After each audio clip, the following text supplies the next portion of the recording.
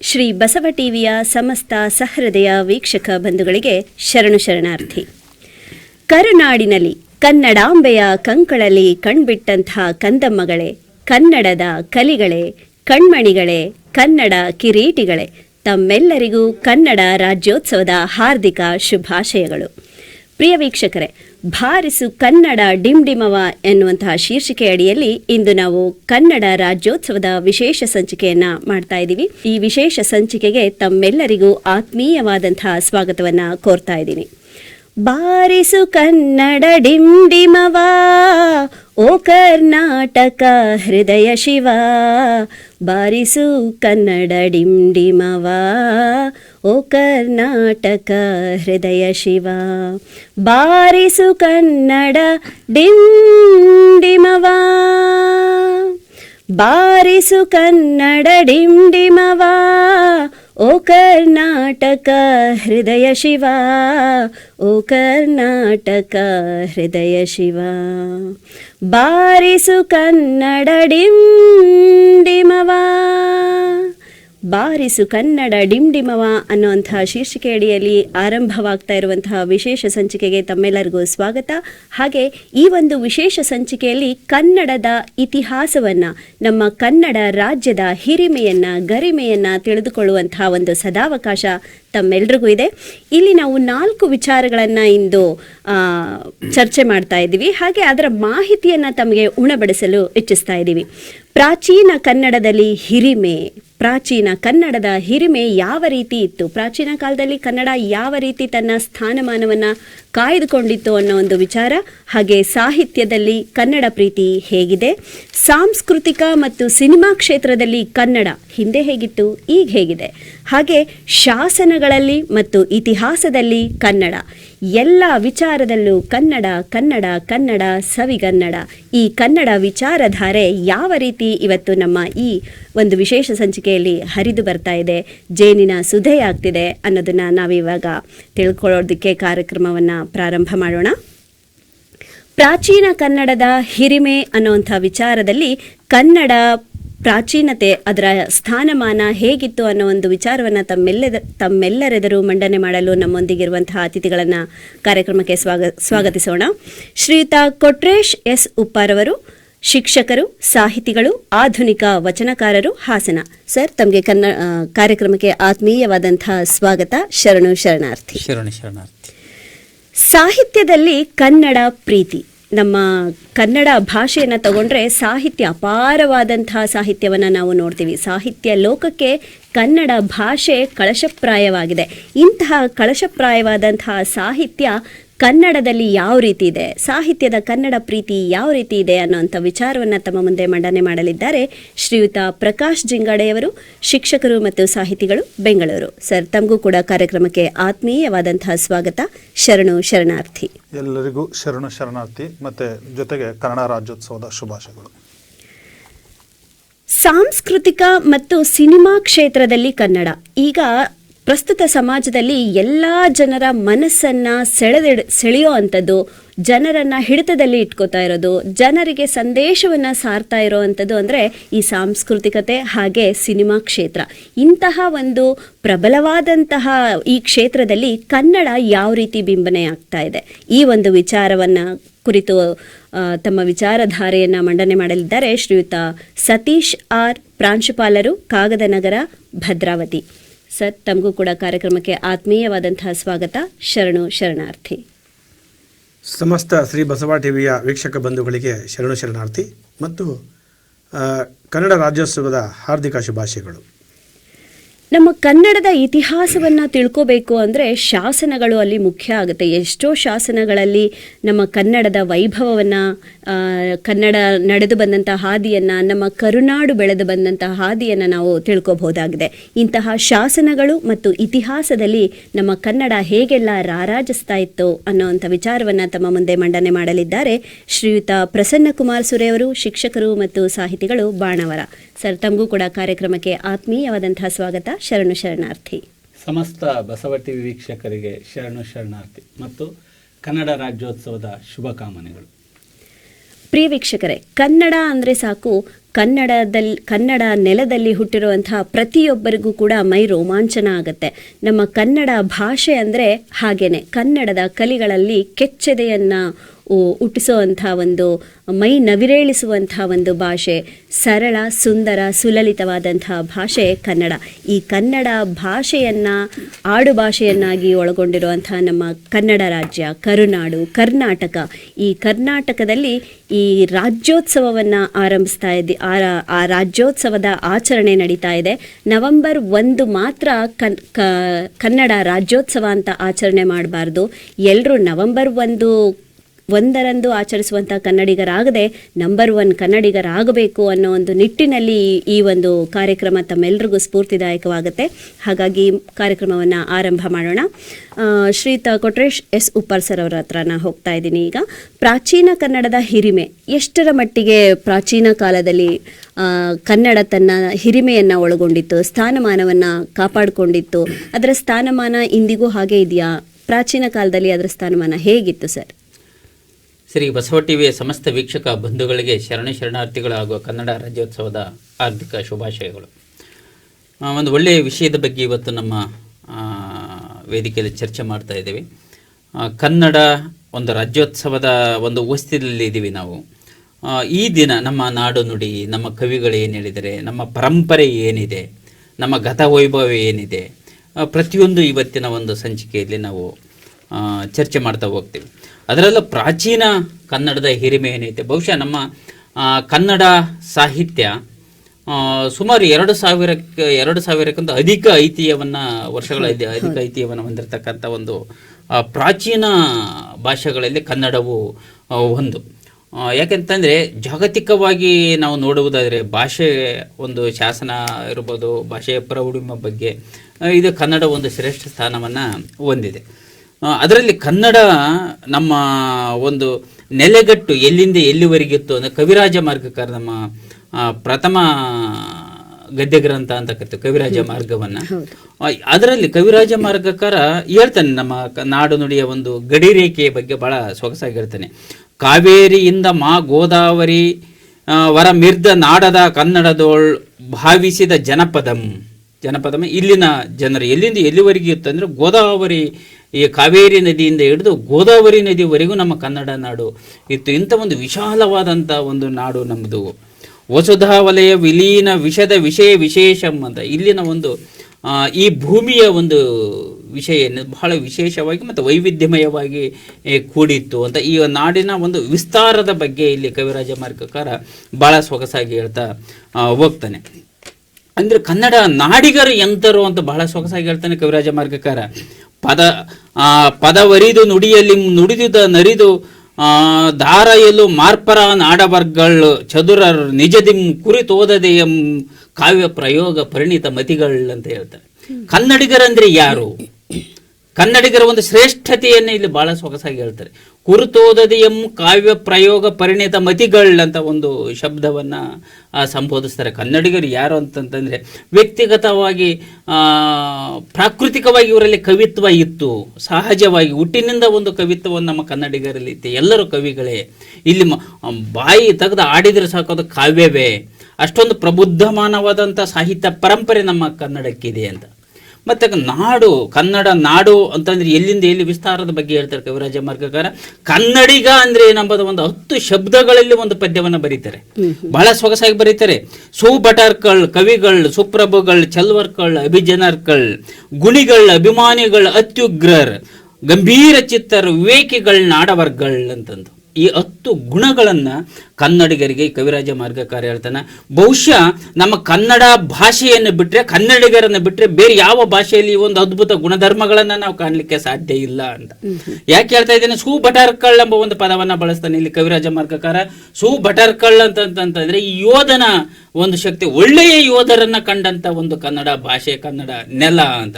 ಇದಕ್ಕೆ ನಮಗೆ ಉದಾಹರಣೆಯಾಗಿ ನಮ್ಮ ಮನೆಗೆ ಒಬ್ಬೊಬ್ಬ ಸಿಗ್ತಾರೆ. ಒಬ್ಬ ಸಾಮಾನ್ಯ ಮಹಿಳೆ ಇಡೀ ಕೋಟೆಯನ್ನು ರಕ್ಷಣೆ ಮಾಡಿದಂತ ಒಂದು ಸಂಗತಿಯನ್ನ ನೋಡಿದ್ವಿ. ಒಬ್ಬ ಸಾಮಾನ್ಯ ಒಬ್ಬ ಸೈನಿಕ ಆದಂತ ಸಂಗೊಳ್ಳಿ ರಾಯಣ್ಣ ಇಡೀ ಒಂದು ಸಾಮ್ರಾಜ್ಯದ ಒಂದು ಉಳಿವಿಗಾಗಿ ಹೋರಾಟ ಮಾಡಿದ್ದನ್ನ ನೋಡ್ತೀವಿ. ಅಂದ್ರೆ ಸುಭಟರ್ಗಳು ಒಳ್ಳೆ ಯೋಧರನ್ನ ನೀಡಿದಂತ ಒಂದು ನಾಡು ನಮ್ಮದು. ಕವಿಗಳು ಅಂತ ಹೇಳ್ತಾರೆ. ಈಗಾಗಲೇ ಕವಿಗಳನ್ನ ಅದಕ್ಕೆ ಇನ್ನೊಂದು ಪದ್ಯದಲ್ಲಿ ಹೇಳಿದೆ ನಾನು, ಕುರಿತು ಓದೆ ಕಾವ್ಯ ಪ್ರಯೋಗ ಪರಿಣಿತ ಮತಿಗಳಂತ ಒಂದು ಕಡೆಗೆ ಹೇಳ್ತಾರೆ. ಅಂತ ಒಂದು ಕವಿತ್ವ ಶಕ್ತಿಯನ್ನು ಹೊಂದಿರತಕ್ಕಂಥದ್ದು ಕನ್ನಡ ಈ ಭಾಷೆಗಿದೆ. ಮುಂದುವರೆದ ಸುಪ್ರಭುಗಳು, ಒಳ್ಳೊಳ್ಳೆ ಪ್ರಭುಗಳನ್ನ ರಾಜರುಗಳನ್ನ ಕೊಟ್ಟಂತ ನಾಡು ಇದು. ರಾಷ್ಟ್ರಕೂಟರು, ಕದಂಬರು, ಹೊಯ್ಸಳರು, ಚಾಲುಕ್ಯರು, ವಿಜಯನಗರ ಸಾಮ್ರಾಜ್ಯದ ಅರಸರಿರ್ಬೋದು, ಮೈಸೂರಿನ ಒಡೆಯರಿರ್ಬೋದು, ಎಂತೆಂಥ ಉತ್ತಮೋತ್ತಮ ರಾಜರುಗಳನ್ನ ನೀಡಿದಂತ ಒಂದು ಜನ್ಮಭೂಮಿ ಇದು. ಹೇಳ್ತಾರೆ ಚೆಲ್ಲುವರ್ಕಳ್ ನೋಡಿ, ಅವತ್ತಿನ ಒಂದು ಸಂದರ್ಭದಲ್ಲಿ ಹೆಂಗಿತ್ತು ಅಂತಂದ್ರೆ ಆ ಕಡೆ ಕೇರಳ, ತಮಿಳುನಾಡು, ಈ ಕಡೆಗೆ ಆಂಧ್ರ ಇತ್ತು. ಇವು ಎಲ್ಲರನ್ನು ಹೋಲಿಸ್ಬಿಟ್ಟೆ ಅಂದ್ರೆ ನಮ್ಮ ಕನ್ನಡಿಗರು ಏನಿದ್ದಾರೆ ಚೆಲ್ಲುವರ್ಕಳ್, ನಮ್ಮನ್ನು ನಾವೇ ಬೆಂತಟ್ಕೋಬೇಕು. ನಾವು ಬಹಳ ಚೆಲುವನ್ನ ಹೊಂದಂತವರು ನಮ್ಮ ಕನ್ನಡಿಗರು ಅನ್ನೋದನ್ನ ಹೇಳ್ತಾರೆ. ಅಭಿಜನರ್ಕಳ್ ಅಂದ್ರೆ ಶಿಷ್ಟರು ಅಂತ, ಒಂದು ಶಿಷ್ಟಾಚಾರಕ್ಕೆ ಒಳಗಾದಂಥವರು ಕನ್ನಡಿಗರು. ಗುಣಿಗಳು, ಉತ್ತಮ ಗುಣಗಳನ್ನು ಹೊಂದಿರತಕ್ಕಂಥ ಕನ್ನಡಿಗರು. ಅಭಿಮಾನಿಗಳು, ನಾಡುನುಡಿ ಬಂದಾಗ ನಮಗೆ ಸಹಜವಾಗಿ ಗೊತ್ತಿದೆ, ಒಂದು ನಾಡುನುಡಿ ವಿಷಯ ಬಂದಾಗ, ಗಡಿ ವಿಷಯ ಬಂದಾಗ ಇಡೀ ರಾಜ್ಯ ನಾವು ಎದ್ದು ಕೂರ್ತೀವಿ. ಎಲ್ಲ ಒಂದು ಕಾರ್ಯಕ್ಷೇತ್ರದ ಎಲ್ಲ ಒಂದು ಜನಗಳು ಸಹ ನಾಡುನುಡಿಗಾಗಿ ಹೋರಾಟ ಮಾಡ್ತಾರೆ. ಮುಂದೆ ಬಂದಂತ ಅತ್ಯುಗ್ರರೆಂಬ ಒಂದು ಪದವನ್ನ ಬಳಸ್ತಾನೆ ಇಲ್ಲಿ ಕವಿರಾಜ. ಅತ್ಯುಗ್ರರ ಅಂತಂದ್ರೆ ಬರೀ ನಾವು ಎಲ್ಲ ಸೌಜನ್ಯದಿಂದ ನಡ್ಕೊಳ್ತಕ್ಕಂಥವ್ರು ಗುಣಿಗಳು ಮಾತ್ರ ಅಲ್ಲ, ಅತ್ಯುಗ್ರರ ಅಂತ ಸಮಯ ಬಂದಾಗ ನಾವು ಸಹ ಉಗ್ರತನವನ್ನ ತೋರ್ತೀವಿ. ಬಹುಶಃ ಕಪ್ಪೆರ ಭಟ್ಟನ ಶಾಸನದಲ್ಲಿ ಒಂದು ಉಕ್ತಿ ಬರುತ್ತೆ, ಸಾಧುಗೆ ಸಾಧು ಮಾಧುರ್ಯಂಗೆ ಮಾಧುರ್ಯಂ ಬಾದಿಪ್ಪ ಕಲಿಗೆ ಕಲಿಯುಗ ವಿಪರೀತನ್ ಮಾಧವನೀತನ್ ಪೆರನಲ್ಲ ಅಂತ ಒಂದು ಉಕ್ತಿ ಬರುತ್ತೆ. ಅಂದ್ರೆ ಸಾಧು ಸ್ವಭಾವದ ಮನುಷ್ಯನಿಗೆ, ಕನ್ನಡಿಗನು ಸಾಧು ಸ್ವಭಾವದಿಂದ ಮಾತಾಡ್ತಾನೆ. ಮಾಧುರ್ಯಂಗೆ ಮಾಧುರ್ಯಂ, ಮಧುರತೆಯಿಂದ ಮಾತನಾಡಿದ್ರೆ ಕನ್ನಡಿಗ ಮಧುರತೆಯಿಂದ ಮಾತಾಡ್ತಾನೆ. ಬಾದಿಪ್ಪ ಕಲಿಗೆ, ಅವನೇನಾದ್ರೂ ಕಾಲ್ ಕೆರ್ಕೊಂಡ್ ಜಗಳಕ್ಕೆ ಬಂದ್ರೆ ಕಲಿಯುಗ ವಿಪರೀತನ್, ಅವನಿಗೆ ವಿಪರೀತವಾದಂತ ನಾವು ಪರಾಕ್ರಮವನ್ನು ತೋರಿಸ್ಬೇಕಾಗುತ್ತೆ. ಯಾರು ಕನ್ನಡಿಗ ಅಂದ್ರೆ ಮಾಧವನೀತನ್ ಪೆರನಲ್ಲ, ವಿಷ್ಣುವಿನ ಅವತಾರವೇ ಹೊರತು ಬೇರೆ ಅಲ್ಲ. ಇನ್ನು 2 ಅಂಶ ಇದಾವೆ. ಗಂಭೀರ ಚಿಂತನೆ ಹೆಂಗಿರುತ್ತೆ, ಗಂಭೀರವಾದ ಒಂದು ಚಿತ್ತವನ್ನ ಒಳಗೊಂಡಿರ್ತಕ್ಕಂಥ ಕನ್ನಡಿಗ. ಅಂದ್ರೆ ವಿವೇಕಿಗಳು, 10ನೇ ಅಂಶವನ್ನ ಹೇಳ್ತಾರೆ ಇಲ್ಲಿ ಕವಿರಾಜ ಮಾರ್ಗ. ವಿವೇಕನು ಹೊಂದಿರತಕ್ಕಂಥವ್ರು ಕನ್ನಡಿಗರು. ಇಂಥ ನಾಡವರ್ಗಳು, ಇಂಥ ಕನ್ನಡಿಗರು ನಾವು ಅನ್ನೋದನ್ನು ಇಲ್ಲಿ ಶ್ರೇಷ್ಠತೆಯನ್ನ ಕವಿರಾಜ ಮಾರ್ಗದಲ್ಲಿ ನಾವು ಕಾಣಬಹುದು. ಈ ಪ್ರಾಚೀನ ಕನ್ನಡದ ಹಿರಿಮೆಯನ್ನ ನೋಡ್ಲಿಕ್ಕೆ ಹೋದ್ರೆ ಅದರದ್ದೇ ಒಂದು ಸಂಚಿಕೆಯನ್ನ ಮಾಡಬೇಕಾಗುತ್ತೆ. ಯಾಕೆಂದ್ರೆ ಅಷ್ಟು ವಿಚಾರಗಳನ್ನ ನಾವು ಅಲ್ಲಿ ನೋಡಬಹುದಾಗಿದೆ. ಹಾಗೆ ಈಗ ನಮ್ಮ ಸಾಂಸ್ಕೃತಿಕ ಮತ್ತು ಸಿನಿಮಾ ಕ್ಷೇತ್ರದಲ್ಲಿ ಕನ್ನಡ ಅಂತ ಬಂದಾಗ ಯಾವ ರೀತಿಯ ಒಂದು ಕನ್ನಡವನ್ನ ನಾವು ಈ ಸಾಂಸ್ಕೃತಿಕ ರಂಗದಲ್ಲಿ ಅಥವಾ ಸಿನಿಮಾ ಕ್ಷೇತ್ರದಲ್ಲಿ ಕಾಣ್ಬೋದು ಸರ್? ಇದ್ರ ಬಗ್ಗೆ ತಾವೇನು ಹೇಳಲಿಕ್ಕೆ ಇಷ್ಟಪಡ್ತೀರಾ ಸತೀಶ್ ಸರ್? ಸಾಂಸ್ಕೃತಿಕವಾಗಿ ಮತ್ತು ಸಿನಿಮಾ ರಂಗದಲ್ಲಿ ಕನ್ನಡ ನಾಡು ನುಡಿ ಅನ್ನೋ ವಿಚಾರ ಬಂದಾಗ ನಾವು ಅದನ್ನು 2 ಪಾರ್ಟ್ ಮಾಡಿ ನೋಡಬೇಕಾಗುತ್ತೆ. ಮೊದಲನೇದಾಗಿ ಸಾಂಸ್ಕೃತಿಕವಾಗಿ. ಆ ಸಾಂಸ್ಕೃತಿಕವಾಗಿ ಹೇಳೋದಕ್ಕಿಂತ ಮುಂಚೆ ಈ ಕನ್ನಡ ರಾಜ್ಯೋತ್ಸವವನ್ನು ಆಚರಣೆ ಮಾಡ್ತಕ್ಕಂಥ ಸಂದರ್ಭ ಎಂಥದ್ದು ಅನ್ನೋದನ್ನು ಹೇಳ್ತಾ ಹೋಗ್ತೀವಿ. ಯಾಕಂದರೆ 1956ರಲ್ಲಿ ನಾವು ಭಾಷಾವಾರು ಪ್ರಾಂತ್ಯವನ್ನು ರಚನೆ ಮಾಡೋದಕ್ಕಿಂತ ಮುಂಚೆ ರಾಜ್ಯಗಳ ಪುನರ್ವಿಂಗಡಣೆ ಆಗ್ತಾಯಿತ್ತು. ಆ ಸಂದರ್ಭದಲ್ಲಿ ಒಂದೊಂದು ಭಾಷೆಯನ್ನು ಮಾತಾಡ್ತಕ್ಕಂಥ ಜನರನ್ನು ಒಗ್ಗೂಡಿಸ್ಬಿಟ್ಟು ಒಂದು ರಾಜ್ಯವನ್ನಾಗಿ ಪರಿವರ್ತನೆ ಮಾಡ್ತಕ್ಕಂಥ ಒಂದು ಸಂದರ್ಭ ಬಂತು. ಆ ಸಂದರ್ಭದಲ್ಲಿ ಕರ್ನಾಟಕವನ್ನು, ಕನ್ನಡ ಭಾಷೆಯನ್ನು ಮಾತಾಡ್ತಕ್ಕಂಥ ಎಲ್ಲ ಪ್ರಾಂತ್ಯಗಳನ್ನು ಒಗ್ಗೂಡಿಸ್ಬಿಟ್ಟು ಒಂದು ಕರ್ನಾಟಕ ರಾಜ್ಯವಾಗಿ ನಿರ್ಮಾಣ ಮಾಡೋಕ್ಕೆ ಮುಂದಾದಾಗ ಇಲ್ಲಿ ಕೇರಳ ರಾಜ್ಯದ ಕಡೆಯಿಂದ ಕಾಸರಗೋಡಿನ ಸಮಸ್ಯೆ ಬಂತು, ಮಹಾರಾಷ್ಟ್ರದ ಕಡೆಯಿಂದ ಬೆಳಗಾವಿನ ಸಮಸ್ಯೆ ಬಂತು, ಹೈದರಾಬಾದ್ ಕಡೆಯಿಂದ ನಿಜಾಮನ ಆಡಳಿತದಲ್ಲಿ ಇತ್ತು. ರಜಾಕರು ಇಲ್ಲಿನ ಕನ್ನಡಿಗರಿಗೆ ದಾಳಿ ಮಾಡಿ ತೊಂದರೆಯನ್ನು ಕೊಡ್ತಕ್ಕಂಥ ಸಂದರ್ಭ ಇತ್ತು. ಹೈದರಾಬಾದಿನ ನಿಜಾಮ ಭಾರತದ ಒಕ್ಕೂಟಕ್ಕೆ ಸೇರಕ್ಕೆ ಮುಂದಾಗಿರಲಿಲ್ಲ. ಇಂಥ ಒಂದು ತಮಿಳುನಾಡಿನ ಕಡೆಯಿಂದ ಒಂದು ಸಮಸ್ಯೆ. ಈ ಥರದ ಎಲ್ಲ ಸಮಸ್ಯೆಗಳ ಒಗ್ಗೂಡಿ ಇದ್ದಾಗ ಒಂದು ರಾಜ್ಯವನ್ನು, ಕನ್ನಡ ಭಾಷೆಯನ್ನು ಮಾತಾಡ್ತಕ್ಕಂಥ ಎಲ್ಲ ಪ್ರಾಂತ್ಯಗಳನ್ನು ಒಗ್ಗೂಡಿಸ್ಬಿಟ್ಟು ಸಾಹಿತಿಗಳಿಗೆ ಮತ್ತು ವಿದ್ವಾಂಸರನ್ನು ಒಗ್ಗೂಡಿಸಿ ಅವರಿಂದ ಅಭಿಪ್ರಾಯವನ್ನು ಸಂಗ್ರಹ ಮಾಡಿ ಕರ್ನಾಟಕ ರಾಜ್ಯದ ನಿರ್ಮಾಣ ಮಾಡಲಾಯಿತು. ಸೊ ಬೇರೆ ರಾಜ್ಯದ ನಿರ್ಮಾಣಕ್ಕೆ ಹೋಲಿಸಿದ್ರೆ ಕರ್ನಾಟಕದ ರಾಜ್ಯದ ನಿರ್ಮಾಣ ಆಗಿದ್ದು ಒಂದು ವಿಶಿಷ್ಟವಾಗಿರೋದ್ರಿಂದ ನಾವು ಪ್ರತಿ ವರ್ಷ ಅದ್ಧೂರಿಯಾಗಿ ನಾವು ಕನ್ನಡ ರಾಜ್ಯೋತ್ಸವವನ್ನು ಆಚರಣೆ ಮಾಡ್ತೀವಿ. ಅದು ಒಂದು ತಟ್ಟಿಗೆ ಇಡೋದಾದರೆ ನಾವು ಇಲ್ಲಿ ಸಾಂಸ್ಕೃತಿಕವಾಗಿ ಅನೇಕ ರಾಜವಂಶಗಳು ಕರ್ನಾಟಕದಲ್ಲಿ ಆಡಳಿತ ನಡೆಸಿದ್ದಾರೆ. ಕೃಷ್ಣದೇವರಾಯ ಗಂಗರು ಆಡಳಿತ ನಡೆಸಿದರು, ಹೊಯ್ಸಳರು ಮತ್ತು ಕೆಳದಿಯ ಅರಸರು, ಇವರೆಲ್ಲರೂ ಕೂಡ ಏನು ಭಾರತದ ಕರ್ನಾಟಕದ ಅನೇಕ ಪ್ರಾಂತ್ಯಗಳಲ್ಲಿ ಆಡಳಿತವನ್ನು ನಡೆಸಿದ್ದಾರೆ. ವಿಭಿನ್ನವಾಗಿರ್ತಕ್ಕಂಥ ಸಾಂಸ್ಕೃತಿಕ ಸಾಂಸ್ಕೃತಿಕ ಕಲೆ ನೆಲೆಗಳನ್ನು ಇಲ್ಲಿ ಪರಿಚಯ ಮಾಡಿದ್ದಾರೆ ಅಂತ ಹೇಳ್ಬೋದು. ಯಾಕೆಂದರೆ ಇಲ್ಲಿ ಬೇರೆ ರಾಜ್ಯಗಳಲ್ಲಿ ಇಲ್ಲದೇ ಇರತಕ್ಕಂಥ ಕೆಲವು ಸಾಂಸ್ಕೃತಿಕ ಅಂಶಗಳು ಕರ್ನಾಟಕದಲ್ಲಿ ನೆಲೆಗೊಂಡಿವೆ. ಉದಾಹರಣೆಗೆ ಹೇಳಬೇಕಂತಂದರೆ ಕರ್ನಾಟಕದ ಸಾಂಸ್ಕೃತಿಕ ಪರಂಪರೆಯಲ್ಲಿ ಜನಪದ ಸಾಹಿತ್ಯ ನೋಡ್ಬೋದು, ದಾಸ ಸಾಹಿತ್ಯ ನೋಡ್ಬೋದು. ದಾಸ ಸಾಹಿತ್ಯದಲ್ಲಿ ಪುರಂದರದಾಸರನ್ನ ಕರ್ನಾಟಕ ಸಂಗೀತದ ಪಿತಾಮಹ ಅಂತ ಕರಿತೀವಿ. ಕರ್ನಾಟಕ ಸಂಗೀತಕ್ಕೆ ಪುರಂದರದಾಸರ ಕೊಡುಗೆ ಅತ್ಯಮೂಲ್ಯವಾಗಿದೆ. ಆಮೇಲೆ ದೊಡ್ಡ ಆಟ, ಸಣ್ಣ ಆಟ, ತೊಗಲುಗೊಂಬೆ ಆಟ, ಯಕ್ಷಗಾನ ಮತ್ತು ಇನ್ನು ಧಾರ್ಮಿಕ ಆಂದೋಲನಗಳು ನಡೆದವು. ಇಲ್ಲಿ ಧಾರ್ಮಿಕ ಆಂದೋಲನಗಳು ನಡೆದಾಗಲೂ ಕೂಡ ಅನೇಕ ಸಾಂಸ್ಕೃತಿಕ ವಿಚಾರಗಳು ಇಲ್ಲಿ ನೆಲೆಗೊಂಡುವುದು. ಸುಗ್ಗಿ ಕುಣಿತ ಇರ್ಬೋದು, ಹುಲಿವೇಷ ಇರ್ಬೋದು, ಲಾವಣಿಗಳಿರ್ಬೋದು, ತೊಗಲು ಬೊಂಬೆ ಆಟ ಇರ್ಬೋದು, ಗರತಿಯ ಹಾಡು, ಇವೆಲ್ಲವೂ ಕೂಡ ಕರ್ನಾಟಕದ ಸಾಂಸ್ಕೃತಿಕ ಪರಂಪರೆಯನ್ನು ಹೆಚ್ಚು ಮಾಡಿದವೆನ ಇನ್ನು ಅಭಿವೃದ್ಧಿಪಡಿಸೋ ಮಟ್ಟಿಗೆ ಮುಂದಾಗಿದ್ದಾವೆ. ಇದನ್ನು ಸಾಂಸ್ಕೃತಿಕವಾಗಿ ಒಂದು ನೋಡಿದಾಗ ತದನಂತರ ನಾವು ಸಿನಿಮಾ ಕ್ಷೇತ್ರದಲ್ಲಿ ಕನ್ನಡ ನಾಡು ನುಡಿಗೆ ಬರ್ತೀವಿ. ಈಗ ಕನ್ನಡ ನಾಡು ನುಡಿಗೆ ಸಂಬಂಧಪಟ್ಟಂತೆ ಪುರಾತನ ಚಲನಚಿತ್ರಗಳಲ್ಲಿ ಇರತಕ್ಕಂಥ ಒಂದು ಸಾಹಿತ್ಯದ ಪರಿಕಲ್ಪನೆ, ಆಧುನಿಕ ಸಾಹಿತ್ಯದಲ್ಲಿರ್ತಕ್ಕಂಥ ಕನ್ನಡ ನಾಡು ನುಡಿಗೆ ಸಂಬಂಧಪಟ್ಟಂತೆ ಆಧುನಿಕ ಚಲನಚಿತ್ರ ಗೀತೆಯಲ್ಲಿರ್ತಕ್ಕಂಥ ಒಂದು ಕನ್ನಡ ಅಭಿಮಾನ ಅಥವಾ ಕನ್ನಡದ ಭಾಷೆ ಸ್ವಲ್ಪ ಭಿನ್ನತೆಯನ್ನು ಕಾಣ್ತೀವಿ ನಾವು. ಈ ಸಂದರ್ಭದಲ್ಲಿ ನಾನು ಒಂದು ಕನ್ನಡ ಚಲನಚಿತ್ರ ಸಾಹಿತ್ಯದ ಪುರಾತನ ಚಿತ್ರದ ಒಂದು ಸಾಹಿತ್ಯವನ್ನು ಹೇಳಿದೆ, ಕನ್ನಡ ನಾಡು ನುಡಿಗೆ ಸಂಬಂಧಪಟ್ಟಂತೆ. ಮೊದಲನಾಗಿ ಹೇಳಬೇಕು ಅಂತಂದರೆ ಯಾವ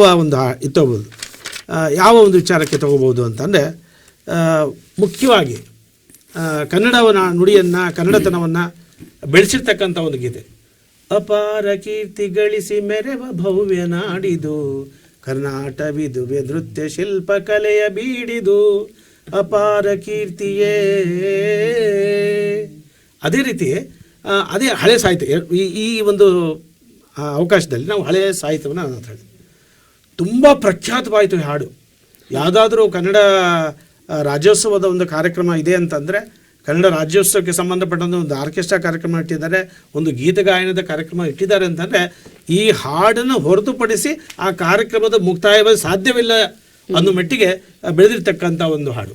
ಅಂದರೆ ಆ ಕನ್ನಡದ ಕಿಚ್ಚನ್ನು, ಕನ್ನಡದ ಅಭಿಮಾನವನ್ನು ಎತ್ತಿ ತೋರಿಸ್ತಕ್ಕಂಥ ಒಂದು ಹಾಡು ಇರ್ಬೋದು. ಯಾಕಂದರೆ ಈ ಸಿನಿಮಾ ರಿಲೀಸ್ ಆಗಿಲ್ಲ ಅದು, ಆದರೂ ಕೂಡ ಆ ಗೀತೆ ಅಷ್ಟು ಫೇಮಸ್ ಆಯಿತು. ಈ ಗೀತೆಯ ರಚನೆಗೆ ಸಂಬಂಧಪಟ್ಟಂಥ ಒಂದು ಮಾತು ಹೇಳ್ತೀನಿ. ಆ ಸಾಹಿತ್ಯ ಹೆಸರು ಮರ್ತೋಗಿದೆ ನನಗೆ. ಅವರು ಆಗೆಲ್ಲ ಮದ್ರಾಸಲ್ಲಿ ರೆಕಾರ್ಡಿಂಗ್ ಆಗ್ತಾಯಿತ್ತು. ಹೋಗ್ತಾ ಇದ್ರಂತೆ ಸಾಹಿತಿ ಮತ್ತು ಸಂಗೀತಗಾರ ಇಬ್ಬರು ಕಾರಲ್ಲಿ ಹೋಗ್ತಾ ಇದ್ರಂತೆ ಮದ್ರಾಸಿಗೆ.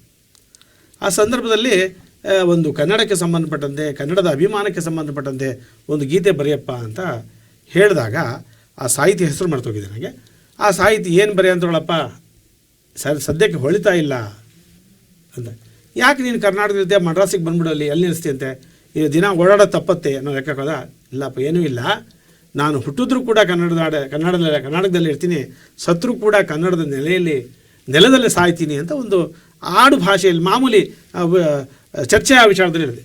ಇದನ್ನೇ ಒಂದು ಸಾಹಿತ್ಯ ಮಾಡಪ್ಪ ಅಂತಂದಾಗ ಆ ಕಾರು ಮದ್ರಾಸು ತಲುಪೋದ್ರಲ್ಲೇ ಸೃಷ್ಟಿಯಾಗಿರ್ತಕ್ಕಂಥ ಸಾಹಿತ್ಯ ಇದು. ಇವತ್ತಿಗೂ ಕೂಡ ಆ ಸಾಹಿತ್ಯ ಯಾವ ಮಟ್ಟಿಗೆ ಬೆಳೆದೋಗಿದೆ ಅಂತಂದರೆ, ಕನ್ನಡ ನಾಡು ನುಡಿಗೆ ಸಂಬಂಧಪಟ್ಟಂತೆ ಒಂದು ಅಭಿಮಾನವನ್ನು ಉಮ್ಮಿಸುತ್ತೆ ಮನುಷ್ಯನ. ಕನ್ನಡಿಗರ ಯಾವ ಹಾಡು? ಸಿರಿವಂತನಾದರೂ ಕನ್ನಡ ನಾಡಲ್ಲೇ ಮೆರೆವೆ, ಭಿಕ್ಷುಕನಾದರೂ ಕನ್ನಡ ನಾಡಲ್ಲೇ ಮಡಿವೆ.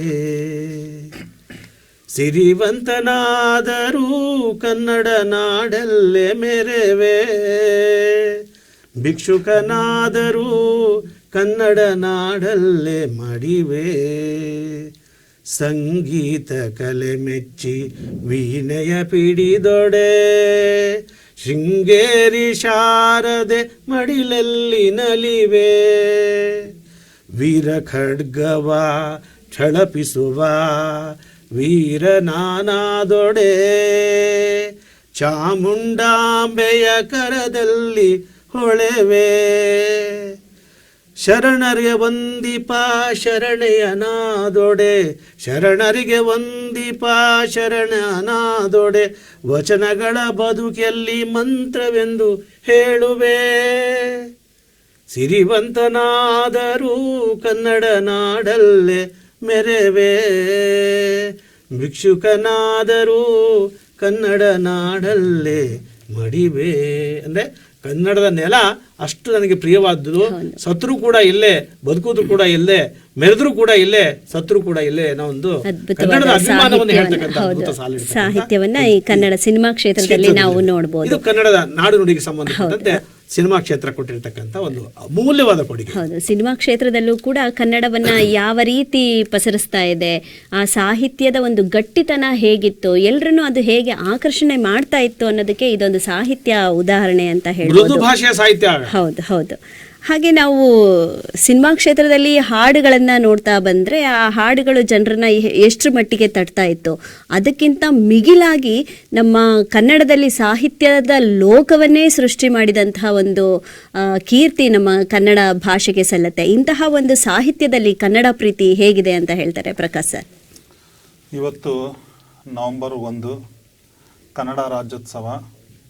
ಯಾಕಂದರೆ ಈ ನವೆಂಬರ್ 1 ಅಂದ ತಕ್ಷಣ ಕೆಲವರಲ್ಲಿ ಹುಟ್ಟತಕ್ಕಂಥ ಅನುಮಾನ ಏನು ಅಂತಂದರೆ, ನಮ್ಮ ಕನ್ನಡ ಭಾಷೆ, ಕನ್ನಡ ಭಾಷೆಯ ಪ್ರೀತಿ, ಕನ್ನಡ ಭಾಷೆಯ ಅಭಿಮಾನ ಬರೀ ನವೆಂಬರ್ 1ಕ್ಕೆ ಮಾತ್ರ ಸೀಮಿತವಾಗಿದೆ.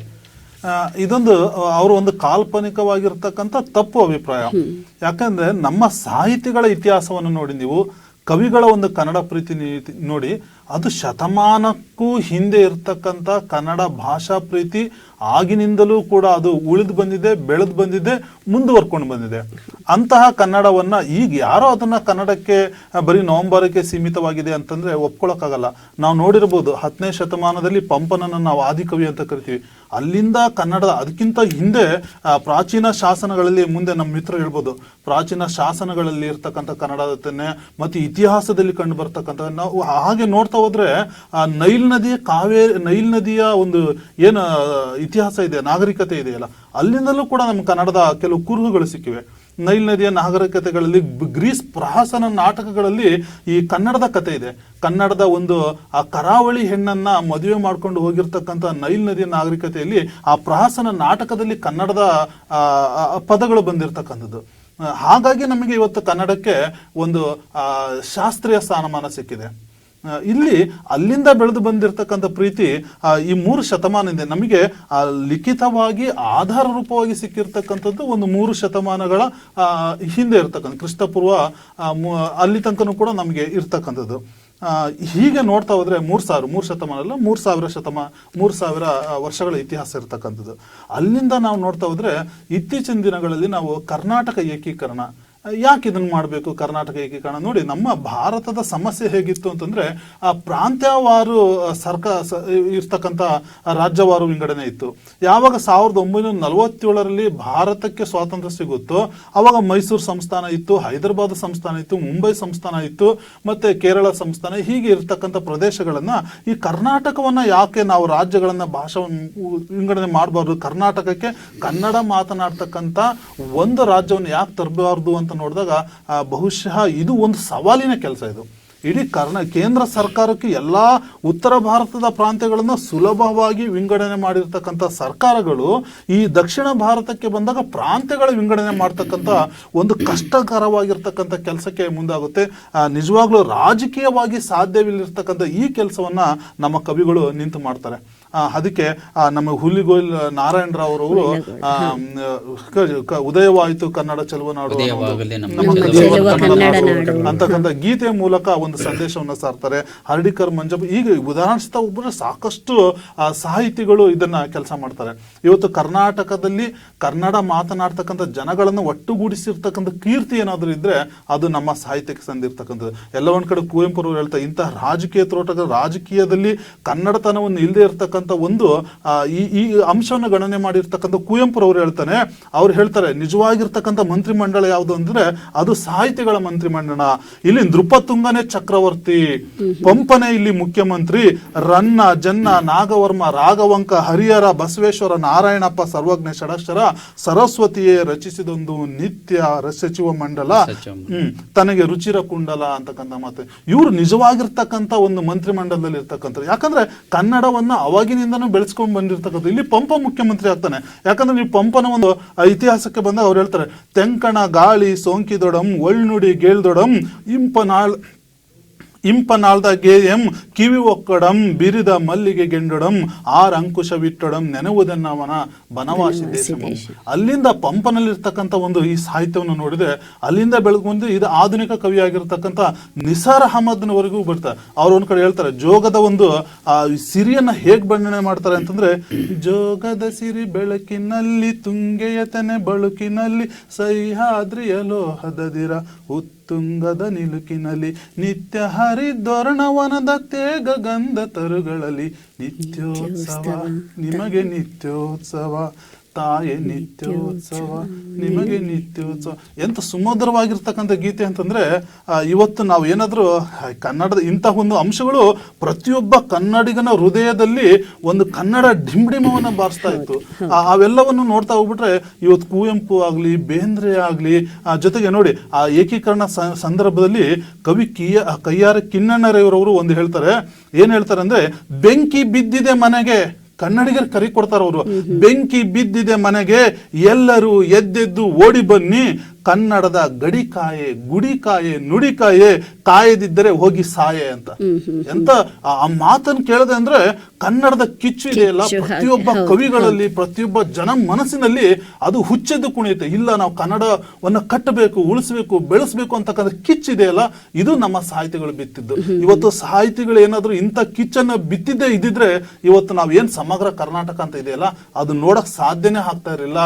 ಅಂತಹ ಒಂದು ಕಿಚ್ಚನ್ನು ತುಂಬಿಕೊಂಡಿರ್ತಕ್ಕಂಥ ನಮ್ಮ ಕನ್ನಡ ಸಾಹಿತಿಗಳು. ಇವತ್ತು 7 ಜ್ಞಾನಪೀಠ ಪ್ರಶಸ್ತಿ ಕನ್ನಡಕ್ಕೆ ಸಿಕ್ಕಿದೆ ಅಂತಂದ್ರೆ ಅದು ಕನ್ನಡದ ಶ್ರೀಮಂತಿಕೆಯಿಂದ, ಕನ್ನಡದಲ್ಲಿ ಇರ್ತಕ್ಕಂಥ ಒಂದು ಭಾಷಾಭಿಮಾನದಿಂದ, ಪ್ರೀತಿಯಿಂದ ಮಾತ್ರ ಸಿಕ್ಕಿದೆ. ಇವತ್ತು ಬಹುಶಃ ಭಾರತದ ಹಿಂದಿ ಒಂದು ಬಿಟ್ರೆ ಭಾರತದ ಯಾವುದೇ ಭಾಷೆಗೂ ಕೂಡ ಇಷ್ಟು ಜ್ಞಾನಪೀಠ ಪ್ರಶಸ್ತಿ ಸಿಗದೆ ಇರ್ತಕ್ಕಂಥದ್ದು ಇದು ಕನ್ನಡಕ್ಕೆ ನಮ್ಮೆಲ್ಲರಿಗೂ ಹೆಮ್ಮೆ. ಜೊತೆಗೆ ನಮ್ಮ ಕವಿಗಳ ಮೇಲೆ ಇರ್ತಕ್ಕಂಥ ಒಂದು ಅಭಿಮಾನ, ಇವೆಲ್ಲವೂ ಕೂಡ ನಮ್ಮನ್ನ ಸಾಹಿತ್ಯ ಲೋಕದಲ್ಲಿ ಕನ್ನಡದ ಬಗ್ಗೆ ಇರುವಂತಹ ಪ್ರೀತಿ, ನಮ್ಮ ಕನ್ನಡ ಸಾಹಿತ್ಯ ಲೋಕದ ಶ್ರೀಮಂತಿಕೆಯನ್ನ ಇದು ತೋರಿಸುತ್ತೆ.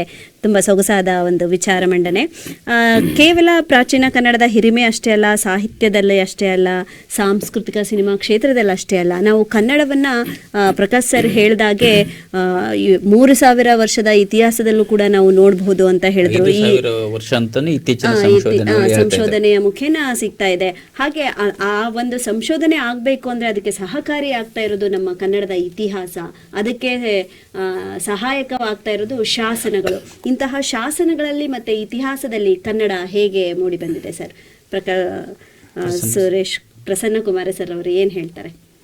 ಸಮಸ್ತ ಬಸವ ಟಿವಿ ವೀಕ್ಷಕರಿಗೆ ಶರಣಾರ್ಥಿ.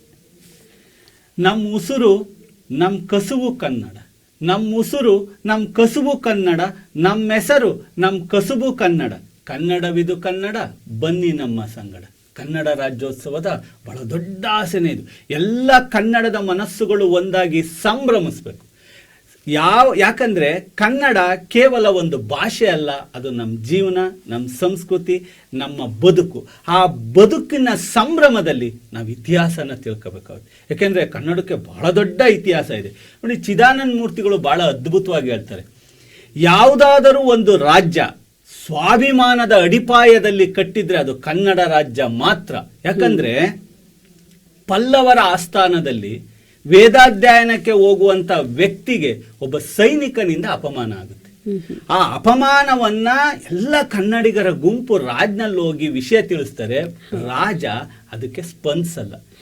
ಈ ಒಂದು ವಿಷಯನೇ ಒಂದು ಅದ್ಭುತವಾದ ಕನ್ನಡ ರಾಜ್ಯ ಉದಯಕ್ಕೆ ಕಾರಣ ಆಗುತ್ತೆ. ಶರ್ಮಾ ಅನ್ನೋ ಸರ್ನೇಮ್ನ ವರ್ಮಾ ಮಾಡ್ಕೊಂಡು ಒಂದು ಕನ್ನಡದ ರಾಜ್ಯವನ್ನ ಕಟ್ತಾರೆ ಅಂದ್ರೆ ಅದು ಸ್ವಾಭಿಮಾನದ ಸಂಕೇತ.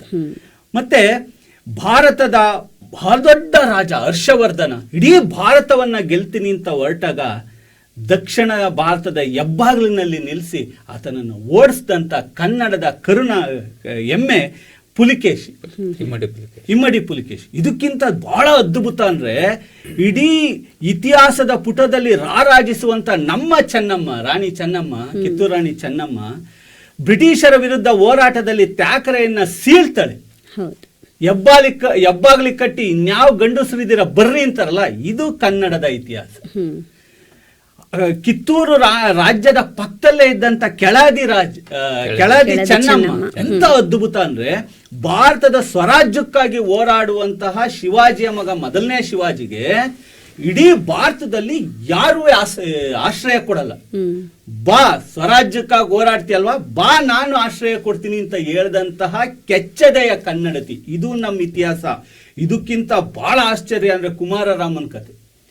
ಕುಮಾರರಾಮ ಆಗ ಸುಲ್ತಾನರು ಸಾಮಂತರಿಗೆ ಅವರ ಪಾದರಕ್ಷೆಗಳನ್ನ ಕೊಡ್ತಾ ಇರ್ತಾರೆ, ಗೌರವಾರ್ಥವಾಗಿ ಗೌರವ ಕೊಡಿ ಅಂತ. ಆದ್ರೆ ಅವನು ಕನ್ನಡದ ಗಂಡು, ಎಂಥ ಮಾತು ಹೇಳ್ತಾನೆ. ಅವ್ರು ಕೊಟ್ಟಂತ ಪಾದರಕ್ಷೆಗಳನ್ನ ಕಾಲಿಗೆ ಹಾಕಿ ನಿಮ್ ಸುಲ್ತಾನ್ಗೆ ಹೇಳಪ್ಪ ಇದು ಸೈಜ್ ಚಿಕ್ಕದಾಯ್ತೆ, ದೊಡ್ಡದ್ ಕಳ್ಸಕ್ ಮುಂದಿನ ಸರಿ ಅಂತ. ಇದು ಕನ್ನಡದ ಸ್ವಾಭಿಮಾನ. ಈ ಸ್ವಾಭಿಮಾನ ಇತಿಹಾಸದ ಪುಟದಲ್ಲಿ ಇರಬಾರ್ದು, ನಮ್ಮ ಯುವಕರ ಹೃದಯದಲ್ಲಿರ್ಬೇಕು. ಯಾಕೆಂದ್ರೆ ಕನ್ನಡ ಇವತ್ತು ತಲೆ ಎತ್ತಿ ವಿಶ್ವದ ಎಲ್ಲ ಪ್ರದೇಶದಲ್ಲಿ ಎಲ್ಲ ಕ್ಷೇತ್ರಗಳಲ್ಲಿ ರಾರಾಜಿಸ್ತಾ ಇದೆ. ಆದ್ರೆ ಅದರ ಹಿಂದಿರುವಂತಹ ರೋಚಕ ಇತಿಹಾಸ ಇದೆಯಲ್ಲ, ಅದು ರಾಜ್ಯೋತ್ಸವ ದಿನ ನಾವು ವ್ಯಕ್ತಪಡಿಸ್ಬೇಕು. ನೋಡಿ, ಇಡೀ ಜಗತ್ನಲ್ಲಿ ಎಲ್ಲ ಭಾಷೆಗಳಿಗೂ ಶಬ್ದಕೋಶ ಇಲ್ಲ, ಕನ್ನಡಕ್ಕೆ ಶಬ್ದಕೋಶ ಇದೆ. ಆದ್ರೆ ಕೆಲವು ಭಾಷೆಗಳಿಗೆ ಲಿಪಿನೇ ಇಲ್ಲ. ಕನ್ನಡದ ಲಿಪಿ ಇದೆಯಲ್ಲ, ಅದನ್ನ ಲಿಪಿಗಳ ರಾಣಿ ಅಂತ ಕರೀತಾರೆ. ಕನ್ನಡದ ಶಬ್ದಕೋಶವನ್ನ ರಚಿಸಿದವರು ಕನ್ನಡಿಗರಲ್ಲ, ಭಾರತೀಯರು ಅಲ್ಲ, ಜರ್ಮನ್ನಿನ ರೆವರೆಂಡ್ ಫರ್ಡಿನಾಲ್ಡ್ ಕಿಟಲ್. ಇಂತಹ ಒಂದು ಅದ್ಭುತ ಯಾಕೆಂದ್ರೆ ಈ ಭಾಷೆಯಲ್ಲಿರುವ ಸೊಗಸು, ಈ ಭಾಷೆಯಲ್ಲಿರುವಂತಹ ಒಂದು ಅದ್ಭುತ ತದಾತ್ಮತೆ ಇದೆಯಲ್ಲ, ಎಲ್ಲರನ್ನ ಸೆಳೆಯುತ್ತೆ. ಇದರ ಇತಿಹಾಸ ನಮ್ಮ ಮಕ್ಕಳಿಗಾಗಬೇಕಷ್ಟೇ. ಸ್ವತಂತ್ರ ಹೋರಾಟಗಾರ, ಭಾರತ ರತ್ನ ಪ್ರಶಸ್ತಿ ವಿಜೇತ ವಿನೋಬಾ ಭಾವೆಯವರು ಕನ್ನಡದ ಲಿಪಿ ಬಗ್ಗೆ ಎಷ್ಟು ಗೌರವ ಮತ್ತೆ ಎಷ್ಟು ಆಕರ್ಷಿತರಾಗಿರ್ತಾರೆ ಅಂದ್ರೆ, ಇದು ಕನ್ನಡ ಲಿಪಿಗಳ ರಾಣಿ ಅಂತ ಕರೀತಾ ಇರ್ತಾರೆ. ಈ ಇಷ್ಟು ಇತಿಹಾಸ ಕನ್ನಡಿಗರ ಮನದ ಇತಿಹಾಸ ಆಗಬೇಕು. ಈ ಇಷ್ಟು ಹೋರಾಟದಿಂದ ಬಂದಂತ ಕನ್ನಡ ನಾಡಿನ ಸಂಸ್ಕೃತಿ ನಮ್ಮೆಲ್ಲರ ಸಂಸ್ಕೃತಿ. ಈ ಇತಿಹಾಸ ಇವತ್ತು ತಿಳಿಸುವಂತಹ ಅವಶ್ಯಕತೆ ಇದೆ. ಇದು ಎಲ್ಲರಿಗೆ ತಲುಪಲಿನದೇ ಈ ರಾಜ್ಯೋತ್ಸವದ ಸದಾಶಯ ಆಗಬೇಕು. ಈ ಕನ್ನಡ ರಾಜ್ಯೋತ್ಸವದ ದಿನದಂದು ಅತ್ಯುತ್ತಮವಾದಂತಹ ಕನ್ನಡದ ಬಗೆಗಿನ ಮಾಹಿತಿಯನ್ನ ಒದಗಿಸ್ಕೊಟ್ರಿ. ನಿಜಕ್ಕೂ ಇದು ಅರ್ಥಪೂರ್ಣವಾದಂತಹ ಒಂದು ಕಾರ್ಯಕ್ರಮ ಆಗುತ್ತೆ ಅಂತ ಅನ್ಕೋತೀನಿ. ಯಾಕೆಂದ್ರೆ ನಾವಿವತ್ತು ತೆಗೆದುಕೊಂಡಿರುವಂತಹ ಪ್ರತಿಯೊಂದು ವಿಷಯಗಳು ಕೂಡ ನಮ್ಮ ಕನ್ನಡಿಗರಿಗೆ ಮನಮುಟ್ಟೋ ಹಾಗೆ ತಲುಪಬೇಕು. ಹಾಗಾಗಿ ಈ ಒಂದು ಯಶಸ್ವಿ ತಲುಪುವಿಕೆ ಈ ಒಂದು ವೇದಿಕೆಯ ಮುಖೇನ ಆದಾಗ ಕನ್ನಡಿಗರಲ್ಲಿ ನಿಜವಾದಂತಹ ಕನ್ನಡ ಅಭಿಮಾನ ಹುಟ್ಕೊಳ್ಳುತ್ತೆ ಅನ್ನೋದಕ್ಕೆ ಈ ಒಂದು ಆಶಯ ನಮ್ಮ ಈ ಒಂದು ಕಾರ್ಯಕ್ರಮದಾಗಿರಲಿ ಅಂತ ಹೇಳ್ತಾ, ಮತ್ತೆ ನಾನು ಕೊಟ್ರೆ ಸರ್ ಹತ್ರ ಬರ್ತಾ ಇದ್ದೀನಿ. ಸರ್, ಮತ್ತೊಮ್ಮೆ ಪ್ರಾಚೀನ ಕನ್ನಡದ ಹಿರಿಮೆಯ ಬಗ್ಗೆ ನಮ್ಮ ವೀಕ್ಷಕರಿಗೆ ಉಳಿದ ಮಾಹಿತಿ ಹೇಗೆ? ಕವಿರಾಜ ಮಾರ್ಗದ ಬಗ್ಗೆ ಹೇಳ್ತಾ ಇದ್ದೀನಿ. ಹೌದು, ಅದ್ರ ಹೊರತಾಗಿ ಮತ್ತೆ ನಮಗೆ ಕವಿರಾಜ ಮಾರ್ಗ, ಇಡೀ ಕವಿರಾಜ ಮಾರ್ಗನೇ ಕನ್ನಡ ನಾಡನುಡಿ ಬಗ್ಗೆ ಬರೀ ನಾನು ಅಲ್ಲಿಯ ಒಂದೊಂದು ಪದ್ಯಗಳನ್ನು ತೆಗೆದುಕೊಂಡ್ರೆ ನಾವು ಎಷ್ಟೋ ಹೊತ್ತು ಮಾತಾಡ್ಬೋದು.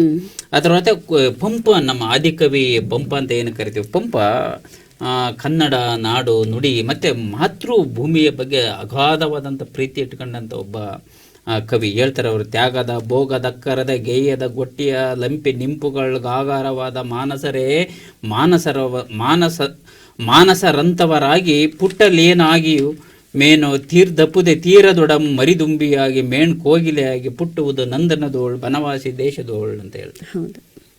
ಅಂದರೆ ತ್ಯಾಗದ ಭೋಗದಕ್ಕರದ ಗೇಯದ ಗೊಟ್ಟೆ ಅಂದರೆ ಗೋಷ್ಠಿ, ಇಲ್ಲಿ ಏನೇನಿದಾವೆ ಅಂತಂದು ಈ ಒಂದು ತ್ಯಾಗದ ಮನೋಧೋರಣೆ ಇರ್ಬೋದು, ಭೋಗದಕ್ಕರದ ಅಕ್ಷರ ಏನು ನಮ್ಮ ಅಕ್ಷರ ಪರಂಪರೆ ಇದೆ ಅದ್ರ ಬಗ್ಗೆ ಹೇಳ್ತಾರೆ. ಮತ್ತು ಇಲ್ಲಿ ಕಾಯಕದ ಬಗ್ಗೆ ಹೇಳ್ತಾರೆ, ಇಲ್ಲಿ ನಡೀತಕ್ಕಂಥ ಗೋಷ್ಠಿಗಳ ಬಗ್ಗೆ ಹೇಳ್ತಾರೆ, ಇಲ್ಲಿ ಇಂಪಿನ ಬಗ್ಗೆ ಹೇಳ್ತಾರೆ ನೋಡಿ. ಅಲ್ಲಿ ಮತ್ತು ಮಾನಸರೇ ಮನುಷ್ಯರೇ ನಾವು ಮಾನವೀಯ ಮೌಲ್ಯಗಳನ್ನು ಅರುವ ಮತ್ತು ಅದನ್ನು ನಾವು ರೂಢಿಸಿಕೊಳ್ಳುವ ಹಿನ್ನೆಲೆಯಲ್ಲಿ ಇದರಲ್ಲಿ ಅವರು ಹೇಳಿದ್ರು. ಮತ್ತೆ ಪುಟ್ಟೆಲೆ ಏನಾಗಿ ಮತ್ತೆ ನಾನು ಏನಾಗಿ ಹುಟ್ಟಬೇಕಾದ್ರೆ ನನಗೇನಾರು ಅನಿಸಿದ್ರೆ ಅದು ತೀರ್ಧಪುದೆ ತೀರದೊಡಂ ಮರಿದುಂಬಿಯಾಗಿ, ನಾನು ಮರಿದುಂಬಿಯಾಗಿ ಹುಟ್ಟಬೇಕು, ಇಲ್ಲಾಂದ್ರೆ ಮೇನ್ ಕೋಗಿಲೆಯಾಗಿ. ಕೋಗಿಲೆ ಎಲ್ಲಿ ಹುಟ್ಟಬೇಕು? ನಂದನದೋಳು, ಬನವಾಸಿ ದೇಶದೋಳು. ಅಂದ್ರೆ ಕರ್ನಾಟಕವನ್ನ ಅವತ್ತಿನ ಒಂದು ಸಂದರ್ಭದಲ್ಲಿ ಬನವಾಸಿ ದೇಶ ಅಂತ ಕರಿತಾ ಇರ್ತಾರೆ. ಹಿಂಗ ಬನವಾಸಿ ದೇಶದೊಳಗೆ ನಾನು ಹುಟ್ಟಬೇಕು ಅಂತ ಒಂದು ನಾಡಿನ ಹಿರಿಮೆಯನ್ನ ಹೇಳದಿದೆಯಲ್ಲ ಪಂಪ, ಬಹಳ ಅದ್ಭುತ. ಆಗ್ಲೇ ನಮ್ಮ ಸ್ನೇಹಿತರು ಹೇಳ್ತಾ ಇದ್ರು, ತೆಂಕಣ ಗಾಳಿ ಸೋಂಕಿದೊಡಮ್ಮ ಪದ್ಯವನ್ನು ಹೇಳ್ತಾ ಇದ್ರು. ನಿಜಕ್ಕೂ ಇದು ಇಡೀ ನಮ್ಮ ಕರ್ನಾಟಕದ, ಇಲ್ಲಿ ಕರುನಾಡಿನ ಪ್ರಕೃತಿಯನ್ನು ವರ್ಣಿಸಿರ್ತಕ್ಕಂಥ ಒಂದು ಪದ್ಯ, ಬಹಳ ಸೊಗಸಾದಂಥ ಪದ್ಯ. ತೆಂಕಣ ಗಾಳಿ ಅಂದರೆ ನಮಗೆ ದಕ್ಷಿಣದ ದಿಕ್ಕಿನಿಂದ ಬಂದಂತಹ ಗಾಳಿ ಹೆಂಗಿರುತ್ತೆ, ಸೋಂಕಿದೊಡಂ, ಒಳ್ನುಡಿ, ಗೇಳ್ದೊಡಂ, ಅಂದ್ರೆ ಒಳ್ಳೆಯ ನುಡಿಯನ್ನ ಕೇಳಿದ ರೀತಿಯಲ್ಲಿ ಆ ಭಾಷ ನಮ್ಮ ಆ ಗಾಳಿ ಬೀಸಿದ ನಮಗೆ ಆಗುತ್ತೆ. ಇಂಪಿನ ಆಳ್ದ ಗೇಯಂ ಕಿವಿ ಒಕ್ಕೊಡಂ ಬಿರಿದ, ಅಂದ್ರೆ ಕಿವಿ ಆ ಶಬ್ದ ಆ ಒಂದು ಗಾಳಿ ಒಕ್ಕಿದ್ರೆ ಹೆಂಗೆ ಬಿರಿದ ಮಲ್ಲಿಗೆ ಗೆಂಡೊಡಮಾದ ಕೆಂದಲಂ, ಕೆಂಪಾದ ಪೆಂಗೆಡೆ ಗೊಂಡೊಡಂ ಮಧು ಮಹೋತ್ಸವ. ಮಧು ಅಂತ ಇಲ್ಲಿ ಅದು ಒಂದು ಸವಿ ಗಾನದ ಬಗ್ಗೆ, ಆ ಮಧುರತೆ ಬಗ್ಗೆ ಇಲ್ಲಿ ಹೇಳ್ತಾ ಹೋಗ್ತಾರೆ ಅವರು. ಮಾದೊಡ ಮೇನೆ ನೆಂಬೆ ನಾರಂ ಕುಸವಿಟ್ಟೊಡಂ ನೆನೆಯುವುದನ್ನ ಮನಂ ಬನವಾಸಿ ದೇಶಮಂ ಅಂತಾರೆ. ಇದನ್ನ ಒಬ್ಬೊಬ್ಬರು ಒಂದೊಂದು ರೀತಿ ಉಲ್ಲೇಖವನ್ನ ಮಾಡ್ತಾರೆ. ಇಲ್ಲಿ ಕುಶವಿಟ್ಟೊಡಂ ಅಂತ ಇಲ್ಲ. ಇತ್ತೀಚಿನ ದಿನಗಳಲ್ಲಿ ನಾವು ನೋಡ್ತೀವಿ ಅದನ್ನ ಅಂಕುಶ ಅಂತಂದು ಬದಲಾವಣೆಯನ್ನು ಮಾಡಿರೋದನ್ನು ನೋಡ್ತೀವಿ.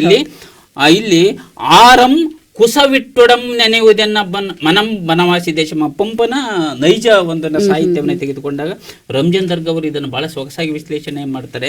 ಯಾಕೆ ಹೇಳ್ತಾ ಇದ್ದೀನಿ ಅಂತ, ಇಲ್ಲೆಲ್ಲ ಪ್ರಕೃತಿಯನ್ನು ವರ್ಣನೆ ಮಾಡಿದಂಥ ಪಂಪ ಇವತ್ತಿನ ಏನು ಬನವಾಸಿ ಕೇಳ್ತೀವಿ, ಅಲ್ಲಿ ಆರಂ ಅಂತ ಒಂದು ಮರ ಬರುತ್ತೆ, ಬಹಳ ಚೆಲುವಾದ ಹೂವನ್ನ ಬಿಡ್ತಕ್ಕಂಥ ಮರ. ಆ ಒಂದು ಸೊಗಸಿದೆಯಲ್ಲ ಪಂಪನ ಮನಸ್ಸನ್ನೇ ಸೆಳೀತಾ ಇತ್ತು ಅಂತ. ಆರಂ ಕುಸ ಬಿಟ್ಟೊಡಂ, ಕುಸ ಅಂದ್ರೆ ಕುಸುಮ, ಕುಸುಮವನ್ನ ಬಿಟ್ರೆ ಅದು ಮೈ ಅರಳಿಸಿ ಬಿಟ್ಟನೆ ಅಂದ್ರೆ ನನ್ನ ಮನಸ್ಸು ಬನವಾಸಿ ದೇಶವನ್ನ ನೆನೆಯುತ್ತೆ. ಆರಂ ಕುಸ ಬಿಟ್ಟೊಡಂ ನೆನೆಯುವುದನ್ನ ಮನಂ ಬನವಾಸಿ ದೇಶಮಂ ಅಂತ ಪಂಪ ತಮ್ಮ ತಾಯಿನ ನೆಲದ ಆ ಒಂದು ಪ್ರಕೃತಿಯ ಒಂದು ಆ ಘಮಘಮಿಸುವ ವರ್ಣನೆಯನ್ನು ಈ ಪದ್ಯದಲ್ಲಿ ನಾವು ಕಾಣಬಹುದು ಅಂತ ನಾನು ಹೇಳ್ತೀನಿ. ಒಳ್ಳೆ ಮಾಹಿತಿಯನ್ನ ತಿಳಿಸ್ಕೊಟ್ರಿ. ಪಂಪ ಇರ್ಬೋದು, ಈ ನಾವು ಪ್ರಾಚೀನ ಕಾಲದಲ್ಲಿ ಹೋದಾಗೆ ಅಲ್ಲಿ ಬಂದಂತ ಎಲ್ಲ ಕಾವ್ಯಗಳಲ್ಲೂ ನಾವು ಕನ್ನಡದ ಕಂಪನ್ನ ಕಾಣ್ಬೋದು. ಹಾಗೆ ನಮ್ಮ ಸಾಹಿತ್ಯ ಸಾಂಸ್ಕೃತಿಕ ಮತ್ತೆ ಸಿನಿಮಾ ಕ್ಷೇತ್ರಕ್ಕೆ ಬಂದಾಗ ಅಲ್ಲಿನ ಕನ್ನಡ ಬಗ್ಗೆ ತಾವು ಯಾವ ರೀತಿ ಮುಂದುವರಿಕೆ ಮಾಡ್ತಾ ಇದ್ದೀರಾ ಸರ್? ನಾವು ಭಕ್ತಿ ಸಾಂಸ್ಕೃತಿಕ ವಿಚಾರಕ್ಕೆ ಸಂಬಂಧಪಟ್ಟದ್ದು. ಇಲ್ಲಿ ಕನಕದಾಸರು ತಮ್ಮ ದಾಸ ಸಾಹಿತ್ಯದಿಂದ ಕೃಷ್ಣನನ್ನೇ ತಮ್ಮ ಕಡೆ ತಿರುಗು ಹಾಗೆ ಮಾಡಿರ್ತಕ್ಕಂಥ ಸಾಹಿತ್ಯ. ಆ ಸಾಹಿತ್ಯ ದೇವರನ್ನೇ ಒಬ್ಬ ಸಾಮಾನ್ಯ ಮಾನವನ ಜೊತೆಗೆ ಮುಂದೆ ತಿರುಗು ಹಾಗೆ ಮಾಡಿತ್ತು ಅಂದಾಗ ಆ ಸಾಹಿತ್ಯದಲ್ಲಿರ್ತಕ್ಕಂಥ ಒಂದು ವೈಭವಿಕತೆ ಅನ್ನೋದು ಅಂತ ನೋಡಬೇಕು. ಬಾಗಿಲನು ತೆರೆದು ಸೇವೆಯನ್ನು ಕೊಡೋ ಹರಿಯೇ, ಕೂಗಿದರು ಧ್ವನಿ ಕೇಳಲಿಲ್ಲವೇ, ನರಹರಿಯೇ ಬಾಗಿಲನು ತೆರೆದು. ಯಮಸುತನ ರಾಣಿಗೆ ಅಕ್ಷಯವತನವಾಯಿತೆ, ಸಮಯದಲ್ಲಿ ಅಜಮಿಳನ ಪೊರೆದೆ. ಈ ಥರ ಹೋಗುತ್ತೆ. ಅದೇ ರೀತಿ ನಮ್ಮ ಕನ್ನಡ ಚಲನಚಿತ್ರ ಸಾಹಿತ್ಯದಲ್ಲಿ ಇರ್ತಕ್ಕಂಥ ಒಂದು ಜಾತೀಯತೆ ವಿರುದ್ಧ ಕುಲ ವಿಚಾರಕ್ಕೆ ಸಂಬಂಧಪಟ್ಟಂತೆ ಆಗಿರ್ತಕ್ಕಂಥ ಒಂದು ಅನ್ಯಾಯದ ಬಗ್ಗೆ ಸಿಡಿದೇಳ್ತಕ್ಕಂಥ ವಿಚಾರದಲ್ಲಿರ್ಬೋದು, ಅಥವಾ ಅದನ್ನು ಸಾಹಿತ್ಯದ ಮೂಲಕ ತೀಕ್ಷ್ಣವಾಗಿ ಪ್ರತಿಭಟನೆ ಮಾಡ್ತಕ್ಕಂಥ ಒಂದು ಸಾಹಿತ್ಯನೂ ಕೂಡ ಕನ್ನಡ ಸಾಹಿತ್ಯ ಚಲನಚಿತ್ರ ಸಾಹಿತ್ಯದಲ್ಲಿ ಕಾಣ್ಬೋದು. ಉದಾಹರಣೆಗೆ ಸತ್ಯ ಹರಿಶ್ಚಂದ್ರ ಚಿತ್ರದಲ್ಲಿ ಬಂದಿರತಕ್ಕಂಥ ಒಂದು ಹಾಡು ಇವತ್ತಿಗೂ ಕೂಡ ಜನಮಾನಸದಲ್ಲಿ ಅಚ್ಚಳಿದೆ ಉಳಿತಕ್ಕಂಥ ಒಂದು ಹಾಡು. ಕುಲದಲ್ಲಿ ಕೀಳ್ಯಾವುದೋ ಹುಚ್ಚಪ್ಪ, ಮತದಲ್ಲಿ ಮೇಲ್ಯಾವುದೋ, ಹುಟ್ಟು ಸಾಯುವ ಹಾಳು ಮನುಷ್ಯನ ನಡುವೆ, ಕೀಳ್ಯಾವುದ್ ಮೇಲ್ಯಾವುದೋ, ಥಯ್ಯ ಕುತ್ತ ದಿಡ್ದರ ಧೈಯ ಕುತ್ತ ದಿಡ್ದೈ, ಥಯ್ಯ ಕುತ್ತ ದಿಡ್ದರ ಧೈಯ ಕುತ್ತ ದಿಡ್ದೈ ಅಂತ ಆ ಮಟ್ಟಿಗೆ ಹೋಗುತ್ತೆ. ಅದೇ ರೀತಿ ನಾವು ಪುರಾತನ ಸಾಹಿತ್ಯಕ್ಕೆ ಹೋದಾಗ ಒಂದು ಪ್ರೇಮಗೀತೆನೇ ಇರ್ಬೋದು. ಹಳೆಯ ಚಲನಚಿತ್ರ ಗೀತೆಗಳಲ್ಲಿ ನಮ್ಮ ಪ್ರೇಮಗೀತೆ ಮೆಲ್ಲು ಸಿರಿ ಸವಿಗಾನ, ಎದೆ ಝಲ್ಲನೆ ಹೂವಿನ ಬಾಣ, ಪ್ರಿಯ ಅಂತ ಒಂದು ಸುಮಧುರವಾದ ಧ್ವನಿಯಿಂದ ಹೇಳ್ತಕ್ಕಂಥ ಒಂದು ಗೀತೆ. ಎಷ್ಟು ಕೇಳ್ತಕ್ಕಂಥ ಮನಸ್ಸುಗಳಿಗೆ ನಾಟತ್ತೆ ತಟ್ಟತ್ತೆ ಅಂತಂದರೆ ಅಷ್ಟು ಪ್ರಮಾಣದಲ್ಲಿ ತಟ್ಟತ್ತೆ. ಆದರೆ ಈಗಿನ ಸಾಹಿತ್ಯ ಆ ಮಟ್ಟಿಗೆ ಆಗಿದೆ. ಈ ಮಟ್ಟಿನ ಇವಾಗ ಕನ್ನಡ ಕಂಗ್ಲೀಷ್ ಆಗಿಬಿಟ್ಟಿದೆ. ಇವಾಗ ಭಾಷೆಯಲ್ಲಿ ಒಂದು ಅನ್ಯ ಭಾಷೆಗಳ ದಾಳಿಯಿಂದ ಕನ್ನಡ ತನ್ನ ಅಸ್ತಿತ್ವವನ್ನು ಕಳ್ಕೊಳ್ಳೋ ಮಟ್ಟಿಗೆ ಪ್ರಹಾರಗಳು ನಡೀತಾರೆ ಕನ್ನಡ ಭಾಷೆ ಮೇಲೆ ಅಂತ ಹೇಳ್ಬೋದು. ಆದರೆ ನಾವಿರ್ತಕ್ಕಂಥ ಕನ್ನಡಿಗರು ಏನಿದ್ದೀವಿ ಆ ಭಾಷೆಯನ್ನು, ಸುಮಧುರ ಭಾಷೆಯನ್ನು, ಸವಿನುಡಿಯನ್ನು ಯಥಾವತ್ತಾಗಿ ಮುಂದುವರಿಸ್ಕೊಂಡು ಹೋದಾಗ ಮಾತ್ರ ನಮ್ಮಲ್ಲಿ ಮೊದಲಿಗೆ ನಮ್ಮ ನೆಲ ಜಲ ಭಾಷೆಗೆ ಸಂಬಂಧಪಟ್ಟಂಥ ಒಂದು ಆತ್ಮಾಭಿಮಾನ ಮೂಡಬೇಕು. ಆ ಆತ್ಮಾಭಿಮಾನವನ್ನು ಅನ್ಯ ಭಾಷೆಯವರಿಗಿಂತ ಹೆಚ್ಚಾಗಿ ನಾವು ಅದನ್ನು ನಮ್ಮ ಭಾಷೆಯನ್ನು ಪ್ರೀತಿಸಿದಾಗ ಮಾತ್ರ ನಮ್ಮ ತನವನ್ನು ನಾವು ಕಾಣೋಕ್ಕೆ ಸಾಧ್ಯ ಅನ್ನೋದು ನನ್ನ ಒಂದು ವಾದ ಇಲ್ಲಿ. ಹೌದು, ಈ ಸಾಂಸ್ಕೃತಿಕ ಮತ್ತೆ ಸಿನಿಮಾ ಕ್ಷೇತ್ರದಲ್ಲೂ ಕೂಡ ಕನ್ನಡ ಸಾಹಿತ್ಯ ಯಾವ ರೀತಿ ಜನಮಾನಸಕ್ಕೆ ತಲುಪ್ತಾ ಇತ್ತು, ಮತ್ತೆ ಅದು ಎಷ್ಟರ ಮಟ್ಟಿಗೆ ಜನರ ಮನಸ್ಸಿನಲ್ಲಿ ಉಳಿತಾ ಇತ್ತು ಅಂದ್ರೆ ಎವರ್ಗ್ರೀನ್ ಸಾಂಗ್ ಅಂತ ನಾವು ಈಗಲೂ ಕೂಡ ಅದನ್ನ ಕರಿತೀವಿ. ಯಾವತ್ತೂ ಅದು ತನ್ನ ತನವನ್ನ ಕಳೆದುಕೊಳ್ಳೋದಿಲ್ಲ, ಯಾವತ್ತಿಗೂ ಅದು ಹಚ್ಚ ಹಸಿರಾಗೇ ಇರುತ್ತೆ ಅಂತ. ಹಾಗೆ ನಾವು ಸಾಹಿತ್ಯದಲ್ಲಿ ಕನ್ನಡ ಪ್ರೀತಿಗೆ ಬಂದಾಗ ತಮ್ಮ ಒಂದು ವಿಚಾರಧಾರೆಯನ್ನ ಮುಂದುವರಿಸಿ ಸರ್. ಪ್ರಕಾಶ್ ಸರ್.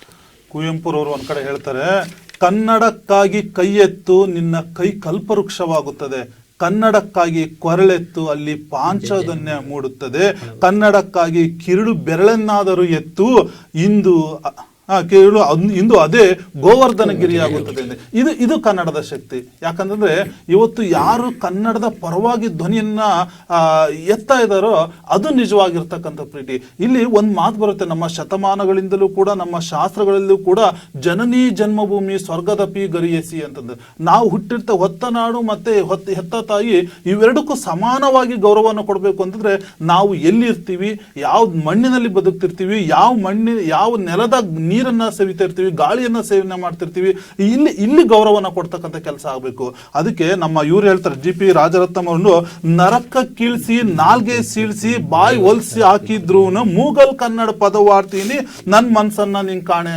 ನೋಡಿ ಎಷ್ಟು ಸೊಗಸಾಗಿರ್ತಕ್ಕಂಥ ಒಂದು ದೇಶಾಭಿಮಾನ, ಒಂದು ಕನ್ನಡಾಭಿಮಾನ ಅವರು ರೋಮಗಳಲ್ಲಿ ಮೈ ಮನಗಳಲ್ಲಿ ತುಂಬಿತ್ತು ಅಂತಂದ್ರೆ ಇವತ್ತು ಕನ್ನಡಿಗರಿಗೆ, ಇಲ್ಲಿ ನೆಲೆಸಿರ್ತಕ್ಕಂಥ ಕನ್ನಡಿಗರಿಗೆ ಮಾದರಿಯಾಗಿ ನಿಲ್ಬೇಕಾಗುತ್ತೆ. ಇವತ್ತು ಕನ್ನಡ ಎಲ್ಲಿ ಬೆಳೀತಾ ಇದೆ, ಇವತ್ತು ಕನ್ನಡಿಗರೇ ಕನ್ನಡದ ಅಭಿಮಾನವನ್ನ ಒಂದೇ ಇರ್ತಾರೆ. ಮರಿಯಪ್ಪ ಭಟ್ರು ಒಂದ್ ಕಡೆ ಹೇಳ್ತಾರೆ, ಕನ್ನಡ ನಾಡಿಗೆ ಕನ್ನಡಿಗರೇ ಕನ್ನಡವೇ ಗತಿ ಅಂತ. ಕನ್ನಡಿಗರೇ ಶತ್ರು ಆಗ್ಬಿಟ್ಟಿದ್ದಾರೆ ಇಲ್ಲಿ.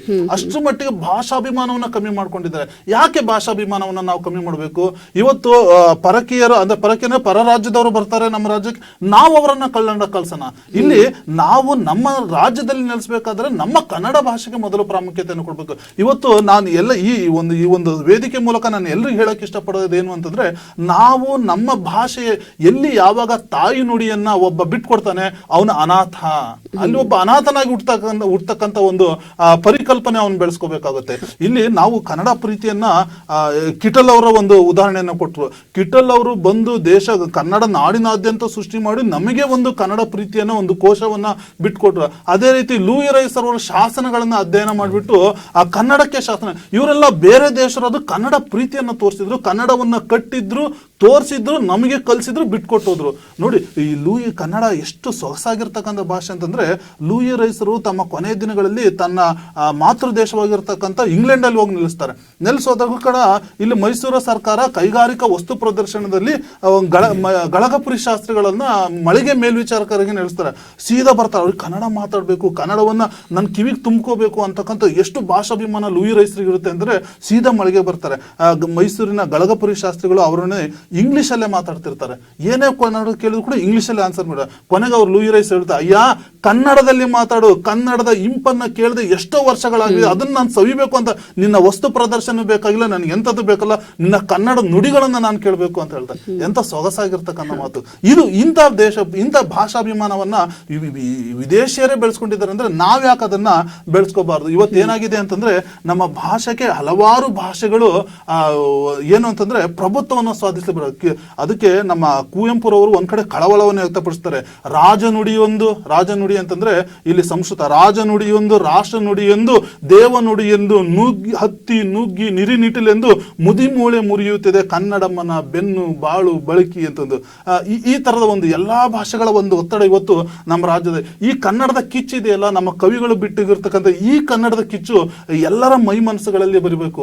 ಯಾಕಂದ್ರೆ ಕನ್ನಡ ಅಂತಕ್ಕಂಥದ್ದು ಬರೀ ಈ ಶತಮಾನಕ್ಕೆ ಮಾತ್ರ ಸೀಮಿತವಲ್ಲ, ಈ ಒಂದು ಕಾಲಘಟ್ಟಕ್ಕೆ ಮಾತ್ರ ಸೀಮಿತವಲ್ಲ, ಇದು 3000 ಶತಮಾನಗಳ ಹಿಂದೆ ಉಳಿಸಿ ಬೆಳೆಸಿ ಬಂದಿರತಕ್ಕಂಥ ನಮ್ಮ ಹಿರಿಯರು ಹಾಕಿ ಕೊಟ್ಟಿರ್ತಕ್ಕಂಥ ಬುನಾದಿಯನ್ನ ನಾವು ಸುಲಭವಾಗಿ ಇವತ್ತು ಸಾಯಿಸ್ತಾ ಇದೀವಿ ಅಂತಂದ್ರೆ ನಮಗೆ ನಾಚಿಕೆ ಆಗ್ಬೇಕು, ನಾವು ಇಂದಿನ ಪೀಳಿಗೆಯವರಿಗೆ ನಾಚಿಕೆ ಆಗ್ಬೇಕು.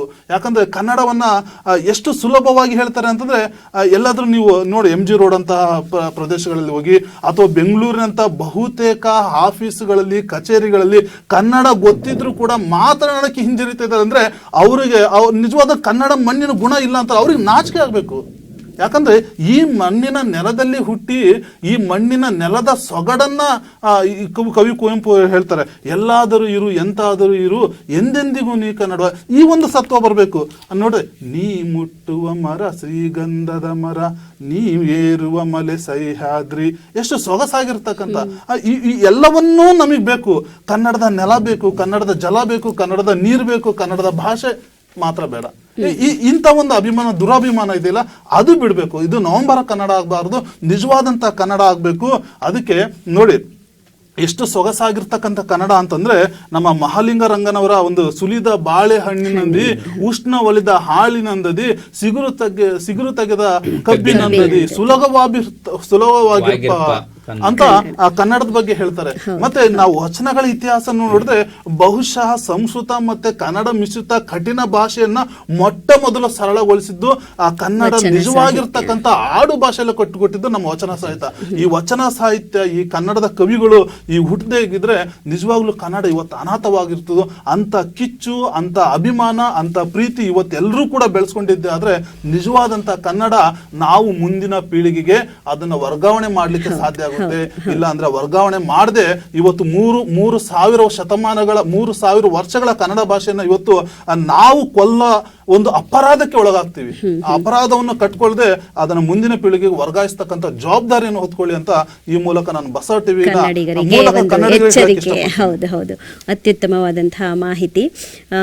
ನಮ್ಮ ಕನ್ನಡ ಸಾಹಿತ್ಯ ಹೇಗಿದೆ ಅಂದ್ರೆ ನಾವು ನಾಡಗೀತೆಯನ್ನು ಕೂಡ ನೋಡಬಹುದು. ನಾಡಗೀತೆ ಆಗಿರ್ಬೋದು, ಹಾಗೆ ಕನ್ನಡ ನಾಡು ನುಡಿಯ ಬಗ್ಗೆ ಬರೆದಿರುವಂಥ ವೈಭವೀಕರಣ ಇರ್ಬೋದು, ವರ್ಣನೆ ಇರ್ಬೋದು, ಅದನ್ನೆಲ್ಲ ನೋಡಿದಾಗ ನಿಜಕ್ಕೂ ಆ ಸಾಹಿತ್ಯ ಎಷ್ಟು ಶ್ರೀಮಂತಿಕೆಯಾಗಿದೆಯೋ ಅದನ್ನು ಮೀರಿ ನಮ್ಮ ಕನ್ನಡ ಒಂದು ಸಾಹಿತ್ಯ ಇದೆ ಅನ್ನೋದನ್ನ ನಾವು ಗಮನಿಸಬೇಕಾಗುತ್ತೆ. ಹಾಗೆ ಈ ಶಾಸನಗಳು ಮತ್ತು ಇತಿಹಾಸಕ್ಕೆ ಬಂದಾಗ ಮತ್ತೆ ಅದರಲ್ಲಿ ಕನ್ನಡ ಪ್ರೀತಿ ಹೇಗೆ ಒಡಮೂಡಿದೆ ಸರ್? ಈ ಶಾಸನಗಳು ಅಂದ್ರೆ ಬಹಳ ಕಾಲ ನೆನಪಿನಲ್ಲಿ ಉಳಿಬಹುದಾದಂಥ ಶಿಲೆ ಮತ್ತು ಲೋಹಗಳಲ್ಲಿ ಬರೆದಿಟ್ಟಂತಹ ದಾಖಲೆ. ಇಂತಹ ಶಾಸನಗಳಲ್ಲಿ ಅಲ್ಮಿಡಿ ಶಾಸನ ಕನ್ನಡದ ಮೊಟ್ಟ ಮೊದಲ ಶಾಸನ. 2007 ತನಕ 2007ರಲ್ಲಿ ಭಾರತೀಯ ಸರ್ವೇಕ್ಷಣಾ ಇಲಾಖೆ ತಾಳಗುಂದದ ಶಾಸನವನ್ನ ಕನ್ನಡದ ಮೊದಲ ಶಾಸನ ಅಂತ ಘೋಷಿಸಿದೆ. ಆ ಒಡ್ಡರಾದರೆ ಕನ್ನಡದ ಮೊದಲ ಗದ್ಯವಾದರೆ ಕವಿರಾಜ ಮಾರ್ಗ ಕನ್ನಡದ ಮೊದಲ ಕಾವ್ಯ ಅಥವಾ ಛಂದಸ್ಸು. 2011ರ ಸಮೀಕ್ಷೆ ಪ್ರಕಾರ 4,37,06,512 ಜನರು ಪ್ರಥಮ ಭಾಷೆಯಾಗಿ ಕನ್ನಡವನ್ನ ನಮ್ಮ ದೇಶದಲ್ಲಿ ಅಧ್ಯಯನ ಮಾಡ್ತಾ ಇದ್ದಾರೆ. 1,70,76,355 ಜನ ಎರಡನೇ ಭಾಷೆಯಾಗಿ ಕನ್ನಡವನ್ನ ಅಧ್ಯಯನ ಮಾಡ್ತಾ ಇದ್ದಾರೆ. 5,87,06,512 ಜನ ಮೂರನೇ ಭಾಷೆಯಾಗಿ ಕನ್ನಡವನ್ನ ನಮ್ಮ ದೇಶದಲ್ಲಿ ಅಧ್ಯಯನ ಮಾಡ್ತಾ ಇದ್ದಾರೆ. 2,500 ವರ್ಷಗಳ ಹಿಂದೆ ಉಟ್ಕೊಂಡಂತಹ ದ್ರಾವಿಡ ಭಾಷೆಯ ರೂಪಾಂತರಗೊಂಡಂತಹ ಕನ್ನಡವನ್ನ ಎಷ್ಟು ಪ್ರಾಚೀನ ಭಾಷೆ ಅಂತ ಹೇಳೋದಕ್ಕೆ ಯಾವುದೂ ದಾಖಲೆ ಇಲ್ಲ. ಯಾಕಂದ್ರೆ ಕನ್ನಡ ಸಾಹಿತ್ಯ ಅದ್ಭುತವಾಗಿ ರೂಪಾಂತರಗೊಂಡಿದೆ. ಇದು ಕನ್ನಡ ಸಾಹಿತ್ಯ ಜಗತ್ತಿನಲ್ಲಿ ಅತ್ಯಂತ ವಿಶಿಷ್ಟವಾಗದೆ ಯಾಕೆಂದ್ರೆ ಕನ್ನಡ ಸಾಹಿತ್ಯದಲ್ಲಿ ಮಾತ್ರ ರಗಳೆಯ ಕಾವ್ಯ ಪ್ರಕಾರ ಇದು. ಜಗತ್ತಿನ ಯಾವ ಭಾಷೆಯಲ್ಲೂ ಸಹಿತ ಈ ಪ್ರಕಾರ ಇಲ್ಲ. ಇದಕ್ಕಿಂತ ವಿಶೇಷ ಅಂದ್ರೆ ಕನ್ನಡ ಭಾಷಾ ಸಾಹಿತ್ಯದಲ್ಲಿ ಅನೇಕ ಪ್ರಕಾರಗಳಿದೆ. ಜನಪದ ಸಾಹಿತ್ಯ, ವಚನ ಸಾಹಿತ್ಯ, ದಲಿತ ಸಾಹಿತ್ಯ, ಬಂಡಾಯ ಸಾಹಿತ್ಯ, ನವೋದಯ ಸಾಹಿತ್ಯ. ಹೀಗೆ ಕನ್ನಡ ಭಾಷೆ ಏಕತೆಯಲ್ಲಿ ವೈವಿಧ್ಯತೆಯನ್ನ ಇಟ್ಕೊಂಡಂಥ ಭಾಷೆ. ಇನ್ನೂ ಬಹಳ ಹೆಮ್ಮೆ ಅಂದರೆ ಜಗತ್ತಿನಲ್ಲಿ ಅತಿ ಹೆಚ್ಚು ಜನರು ಮಾತನಾಡುವ ಭಾಷೆಗಳಲ್ಲಿ ಕನ್ನಡಕ್ಕೆ 27ನೇ ಸ್ಥಾನವಿದೆ. ಜಗತ್ತಿನ 35 ಮಿಲಿಯನ್ ಜನ ಕನ್ನಡವನ್ನು ಮಾತಾಡ್ತಾರೆ. ಚಾರಿಯೆಟ್ ಮೈಮ್ ಅನ್ನುವ 2ನೇ ಶತಮಾನದ ಗ್ರೀಕ್ ನಾಟಕದಲ್ಲಿ ಕನ್ನಡದ ಸಾಲೊಂದನ್ನು ಬಳಸಿದ್ದಾರೆ. ಇದು 2ನೇ ಶತಮಾನದಲ್ಲೇ ಕನ್ನಡ ಗ್ರೀಕ್ ತನಕ ಪ್ರಸಿದ್ಧಿಯಾಗಿದ್ದಂಥ ಭಾಷೆ ಅನ್ನೋದಕ್ಕೆ ನಮಗೆ ಸಾಕ್ಷಿಯನ್ನು ಒದಗಿಸುತ್ತೆ. ಅದಕ್ಕಿಂತ ಹೆಚ್ಚಾಗಿ ಅಲೆಕ್ಸಾಂಡರ್ ಕಾಲದಲ್ಲಿ ಅಂದರೆ 4ನೇ ಶತಮಾನದಲ್ಲಿ ಸಿಕ್ಕ ತಾಳೆಗರಿ ಒಂದರಲ್ಲಿ ಕನ್ನಡದ ಊರಲ್ಲಿ ಅನ್ನೋ ಪದ ಪತ್ತೆಯಾಗಿದೆ ನೋಡಿ. 2ನೇ ಶತಮಾನದಲ್ಲಿ ಗ್ರೀಕು, 4ನೇ ಶತಮಾನದಲ್ಲಿ ಅಲೆಕ್ಸಾಂಡರ್ ಕಾಲದಲ್ಲಿ. ಆಮೇಲೆ ಬಹಳ ವಿಶೇಷವಾಗಿ 9ನೇ ಶತಮಾನದಲ್ಲಿ ಆದಿಕವಿ ಪಂಪ 6 ಅಂಕುಶವಿಟ್ಟೊಡಂ ನೆನವುದೆನ್ನ ಮನ ಬನವಾಸಿ ದೇಶದಂ. ಯಾರೇ ಅಂಕುಶದಿಂದ ತಿವಿದ್ರುವೆ ನನ್ನ ಮನ ಕನ್ನಡವನ್ನ ನೆನೀತಾ ಇರುತ್ತೆ ಅನ್ನೋದು. ಇದೆಲ್ಲ ಇತಿಹಾಸದಲ್ಲಿ ದಾಖಲಾದಂತಹ ವಿಷಯಗಳು. ಇವನ್ನ ನಾವು ತಿಳಿಸೋದ್ರಿಂದ ಕನ್ನಡದ ಬಗ್ಗೆ ಇರುವಂತಹ ಪ್ರೀತಿ ಇಂದಿನ ಯುವಕರಲ್ಲಿ ಹೆಚ್ಚಾಗಬೇಕು. 8ನೇ ಶತಮಾನದಲ್ಲಿ ಶ್ರೀ ವಿಜಯವರ ವಿಸ್ತೀರ್ಣದಲ್ಲಿ ಕಾವೇರಿಯಿಂದ ಗೋದಾವರಿ ತನಕ ಕನ್ನಡ ನಾಡಿತ್ತು ಅನ್ನುವ ಮಾತುಗಳು ನಮ್ಮ ಹೃದಯವನ್ನು ಪುಲಕಿತ ಮಾಡ್ತವೆ. ಇದಾದಮೇಲೆ ಭೂಮಿ ಮೇಲೆ ಅದ್ಭುತವಾಗಿರುವಂತಹ ಪ್ರದೇಶ ಕರ್ನಾಟಕ. ಇದು ಈ ಶಾಸನಗಳಲ್ಲಿ ನಮ್ಮ ಕನ್ನಡವು ಎಷ್ಟು ವೈವಿಧ್ಯಮಯವಾಗಿದೆ ಅಂದರೆ ಕ್ರಿಸ್ತಶಕ 450ರಲ್ಲಿ ಅಲ್ಮಿಡಿ ಶಾಸನ, 16 ಸಾಲುಗಳಿರುವ ಈ ಶಾಸನ 20 ಪದಗಳಲ್ಲಿದೆ. ಇದೊಂದು ದಾನದ ಶಾಸನ, ದಾನಕ್ಕಾಗಿ ನೀಡಿದಂಥ ಪಲ್ಲವರ ಯುದ್ಧದಲ್ಲಿ ನೀಡಿದಂಥ ಶಾಸನ. ಬಾದಾಮಿ ಶಾಸನ, ಆಮೇಲಿಂದ ಐಹೊಳೆ ಶಾಸನ, ಬ್ರಹ್ಮಗಿರಿ 3ನೇ ಶತಮಾನದಲ್ಲಿ ಬರೆದಂಥ ಬ್ರಹ್ಮಗಿರಿ ಶಾಸನದಲ್ಲಿ ಇಸಿಲ ಅನ್ನೋ ಪದ ಬರುತ್ತೆ. ಇದು ಕನ್ನಡದ ಮೊಟ್ಟ ಮೊದಲ ಪದ ಅಂತ ದಾಖಲಾಗಿದೆ. ಲಕ್ಕುಂಡಿಯ ಜೈನ ದೇವಾಲಯದ ಹಳೆಗನ್ನಡ ಶಾಸನ, ಆಮೇಲೆ ಬಾದಾಮಿಯ ಕಪ್ಪೆ ಆರ್ಯಭಟನ ಶಾಸನ. ಇವೆಲ್ಲ ಶಾಸನದಲ್ಲಿ ಕನ್ನಡತನವನ್ನ ಜಗತ್ತಿಗೆ ಸಾರುವಂತಹ ಕುರುವಾಗಿ ನಮ್ಮೊಟ್ಟಿಗಿವೆ. ಈ ಎಲ್ಲ ಇತಿಹಾಸಗಳು, ಶಾಸನಗಳು ಕನ್ನಡದ ಸಾರ್ವಭೌಮತೆಯನ್ನು ಹೆಚ್ಚಿಸ್ತಾ ಇದ್ದಾವೆ. ಇದನ್ನು ತಿಳಿಸುವಂಥ ಪ್ರಯತ್ನ ಹೆಚ್ಚೆಚ್ಚಾದಷ್ಟು ಕನ್ನಡದ ಕೀರ್ತಿ ಪತಾಕೆ ಈಗಾಗಲೇ ಬೆಳೆದು ಬಿಟ್ಟಿದೆ. ಕನ್ನಡವನ್ನ ಯಾರೂ ಬೆಳೆಸೋದ ಅವಶ್ಯಕತೆ ಇಲ್ಲ, ಆದರೆ ಬಳಸೋದಿಕ್ಕೆ ಇವೆಲ್ಲ ನಮಗೆ ಹೆಮ್ಮೆ ತರುವಂಥ ವಿಚಾರಗಳು. ಇಂಥ ವಿಷಯಗಳು, ಇಂಥ ಕಾರ್ಯಕ್ರಮಗಳ ವೇದಿಕೆ ಮುಖಾಂತರ ಮನಸ್ಸುಗಳನ್ನು ತಲುಪಿರೆ ಖಂಡಿತ ಕನ್ನಡದ ಬಗ್ಗೆ ಇರುವ ಹಿರಿಮೆ ಗರಿಮೆ ಹೆಚ್ಚಾಗುತ್ತೆ ಅನ್ನೋದು ನನ್ನ ಭಾವನೆ. ಹೌದು, ಒಳ್ಳೆಯ ಉತ್ತಮ ವಿಚಾರ. ಈ ಸಾಹಿತ್ಯ ಹೇಗೆ ಆಗ್ತಾ ಇದೆ ಅಂದರೆ, ಪ್ರಾಚೀನ ಕಾಲದಲ್ಲಿದ್ದಂತಹ ಸಾಹಿತ್ಯ ಪೀಳಿಗೆಯಿಂದ ಪೀಳಿಗೆಗೆ ಬರ್ತಾ ಕೆಲವೊಂದು ಮಾರ್ಪಾಡುಗಳಾಗ್ತಾ ಇರುತ್ತೆ. ಆಗಲೇ ಗುರುಗಳು ಹೇಳಿದಾಗೆ ಆರಂಕುಶವಿಟ್ಟೊಡೆ ಅನ್ನೋದು ಪಂಪನ ಒಂದು ಸಾಹಿತ್ಯ ಆಗಿತ್ತು. ಅದು ಬರ್ತಾ ಆರಂಕುಶವಿಟ್ಟೊಡೆ ಅನ್ನೋದು ಆಯಿತು ಅನ್ನೋದು ಒಂದು ಗೊಂದಲಗಳಾಗ್ತಾ ಇರುತ್ತೆ. ಸೊ ಈ ರೀತಿಯ ಒಂದು ಗೊಂದಲದ ನಡುವೆ ಇಂತಹ ಚರ್ಚೆಯ ಮುಖೇನ ಒಂದು ಸತ್ಯ ಸಂಗತಿ ಅರಿವಾಗುತ್ತೆ, ಅದರ ನೈಜತೆ ಏನಿದೆ ಅನ್ನೋದು ಅರಿವಾಗುತ್ತೆ. ಕಾವ್ಯದಲ್ಲಿ ಇದೆ. ಹೌದು. ಕುಸ ಅಂದ್ರೆ ಕನ್ನಡದೊಳಗೆ ಕುಸುಮ ಹೂವು ಅಂತ. ಇತ್ತೀಚೆಗೆ ಏನ್ ಮಾಡ್ಬಿಟ್ಟಿದ್ದಾರೆ, ಅದನ್ನ ವೈಭವೀಕರಿಸ್ಲಿಕ್ಕೆ ಪಂಪ ಹಿಂಗ ಅಂಕುಶ ಅಂದ್ಬಿಡ. ಅಂಕುಶ ಅಂತ ಇಲ್ಲದ ಆರಂ ಕುಸವಿಟ್ಟೊಡಂ ನೆನವುದೆನ್ನ ಮನಂ ಬನವಾಸಿ ದೇಶಮಂ ಅಂತ ಹೇಳ್ತಕ್ಕಂಥ ಪಂಪ ಅಲ್ಲಿ. ಯಾಕಂದ್ರೆ ಕೊನೆಯ ಲೈನ್ ಅನ್ನು ಮಾತ್ರ ತಗೊಂತಾರೆ, ಅದ್ರ ಮೇಲಿನ ಪದ್ಯವನ್ನು ಸಂಪೂರ್ಣವಾಗಿ ವರ್ಣಿಸಿದಂತ ಒಂದು ಪದ್ಯ ಎಂಬುದು ಗೊತ್ತಾಗುತ್ತೆ. ಬರೆಯಲಿಕ್ಕೂ ಕೂಡ ಅದೇ ಒಂದು ಇದಾಗುತ್ತೆ. ನೆನವುದೆನ್ನ ಮನಂ ಆದ್ರೆ ಹಿಂದಿನ ಸಾಲನ್ನು ನಾನು ಹೇಳಿದೆ, ಇಡೀ ಅದು ವಾಕ್ಯವನ್ನು ಹೇಳುವಾಗ ಹೇಳಿದ್ನಲ್ಲ, ಇವರು ಕಂಕಣ ಗಾಳಿ ಮಲ್ಲಿಗೆಗಳು, ಇಲ್ಲಿನ ಮರಗಳು, ಇಲ್ಲಿನ ಗಾಳಿ, ಇಲ್ಲಿನ ಪ್ರಕೃತಿಯನ್ನು ವರ್ಣಿಸ್ತಾ ಆ ಮರದ ಹೂವನ್ನು ವರ್ಣಿಸ್ತಾನೆ ಪಂಪ. ಆರಂ ಎಂಬ ಒಂದು ಜಾತಿ, ಅದೊಂದು ಮರ ಅಲ್ಲಿ ಬನವಾಸಿ ಸುತ್ತಮುತ್ತ. ಅಂದ್ರೆ ಕುಸ ಬಿಟ್ಟೋಡಮ್, ಅದು ಫುಲ್ಲು ಕುಸುಮ ಬಿಟ್ಟಾಗ ನನ್ನ ಮನಸ್ಸು ಆ ಕಡೆ ನನ್ನ ಬನವಾಸಿ ದೇಶವನ್ನ ನೆನೆಯುತ್ತೆ ಅಂತ ಪಂಪ ಅಲ್ಲಿ ಇಡೀ ಪ್ರಕೃತಿಯನ್ನ ನೆನೆತ ಹೇಳ್ತಕ್ಕಂಥದ್ದು. ಇವತ್ತು ಇದು ನಾವು ಒಮ್ಮೊಮ್ಮೆ ಪ್ರಜ್ಞಾವಂತರು ಸಹ ಇದನ್ನು ಅಂಕುಶ ಅಂತ ಬಳಸಿಬಿಡ್ತೀವಿ.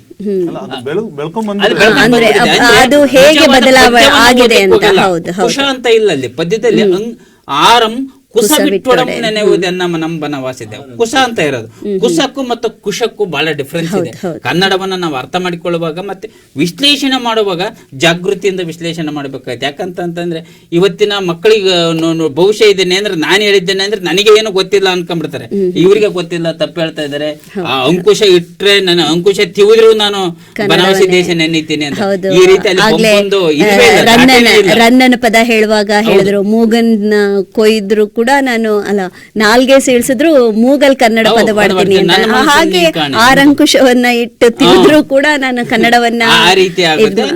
ಕೆಲವು ಪದ್ಯವನ್ನ ಅರ್ಥ ಮಾಡುವಾಗ ಕೊನೆಯ ಲೈನ್ ಅನ್ನು ಮಾತ್ರ ತೆಗೆದುಕೊಂಡಾಗ ನಮಗೆ ಅರ್ಥ ಆಗಲ್ಲ. ಇಡೀ ಒಂದು ಆ ಸ್ಟ್ಯಾಂಜವನ್ನ ಆ ಪಂಕ್ತಿಯನ್ನ ತೆಗೆದುಕೊಂಡು ವಿಶ್ಲೇಷಣೆ ಮಾಡುವಾಗ ನಿಜವಾಗಿ ಪಂಪ ಯಾವುದಕ್ಕೋಸ್ಕರ ಈ ವಾಕ್ಯವನ್ನ ಹೇಳಿದೆ ಎಂಬುದು ಗೊತ್ತಾಗುತ್ತೆ. ಹೌದು, ಇವು ಸಂಪೂರ್ಣ ಸಾಹಿತ್ಯವನ್ನ ನಾವು ಗಮನಿಸಬೇಕಾಗತ್ತೆ. ಅಲ್ಲಿ ಒಂದು ಚರಣದಿಂದ ಮತ್ತೊಂದು ಚರಣಕ್ಕೆ, ಮತ್ತೊಂದು ಚರಣದಿಂದ ಮತ್ತೊಂದು ಚರಣಕ್ಕೆ ಅಲ್ಲಿ ಒಂದು ನಂಟಿರೋದ್ರಿಂದ ಒಂದು ಚರಣ ಬಿಟ್ರು ಅಥವಾ ಒಂದು ಸಾಲನ್ನ ಬಿಟ್ರು ಅಲ್ಲಿ ಅರ್ಥಹೀನ ಆಗುವಂತ ಒಂದು ಅವರು ಹಿಂದೆ ಒಂದು ಹೇಳ್ತಾರೆ, ನಾನು ಅವಾಗಲೇ ಹೇಳಿದೆ, ತ್ಯಾಗದ ಭೋಗದ ಅಕ್ಕರದ ಅದನ್ನ ಹೇಳಿದೆ, ಗೆಯ್ಯದ ಗೊಟ್ಟಿ, ಅದನ್ನೇ ಕನ್ನಡ ನಾಡು ನುಡಿ ಬಗ್ಗೆ ನಾವು ಹೇಳ್ಕೊಂತ ಬರೋದು ಇಡೀ ಆ ಪದ್ಯದಲ್ಲಿ.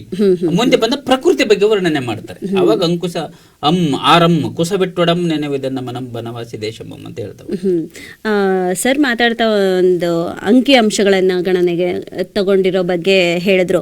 35 ಮಿಲಿಯನ್ ಅಷ್ಟು ಜನ ನಮ್ಮ ಪ್ರಪಂಚದಲ್ಲಿ ನಾವು ತಗೊಂಡಾಗ 35 ಮಿಲಿಯನ್ ಅಷ್ಟು ಜನ ಕನ್ನಡವನ್ನ ಮಾತಾಡ್ತಿದ್ದಾರೆ ಅಂತ. 27ನೇ ಭಾಷೆಯಾಗಿ ನಮ್ಮ ಈ ಒಂದು ಕನ್ನಡ ತನ್ನ ಸ್ಥಾನವನ್ನ ಉಳಿಸ್ಕೊಂಡಿದೆ ಅಂತ. ಈ 27ನೇ ಭಾಷೆಯಾಗಿರುವಂತಹ ಕನ್ನಡ ಇನ್ನೂ ಮೇಲ್ಹಂತಕ್ಕೆ ಹೋಗ್ಬೋದು. ಯಾವ ರೀತಿಯಲ್ಲಿ ಮೇಲ್ಹಂತಕ್ಕೆ ಹೋಗ್ಬೋದು?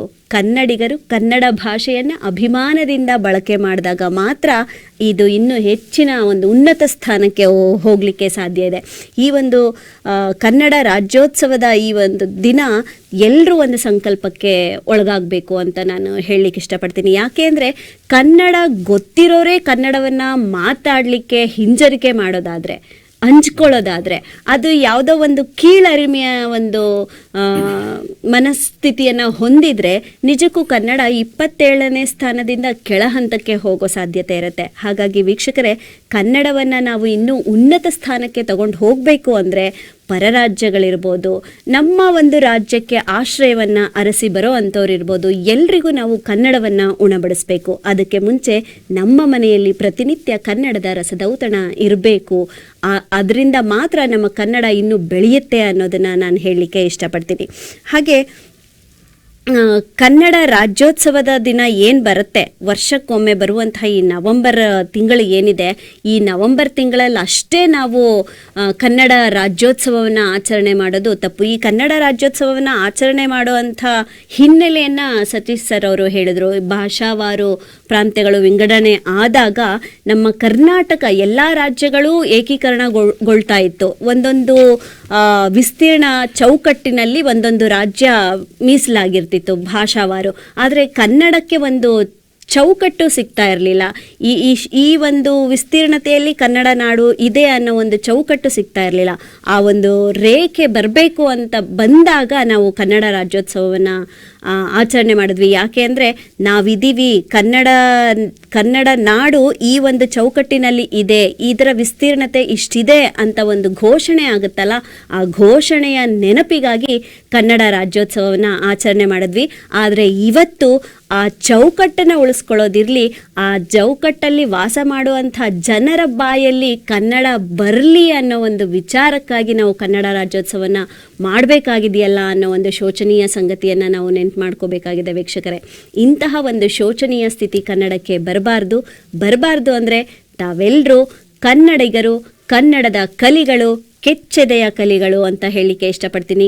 ಕನ್ನಡದ ಕಣ್ಮಣಿಗಳಾದಂತಹ ತಾವೆಲ್ಲರೂ ಕನ್ನಡದಲ್ಲೇ ಮಾತಾಡಿ, ಕನ್ನಡದಲ್ಲೇ ವ್ಯವಹರಿಸಿ, ಕನ್ನಡವನ್ನು ಬೆಳೆಸೋದು ಬೇಡ, ಉಳಿಸೋದು ಬೇಡ, ಬಳಸಿ.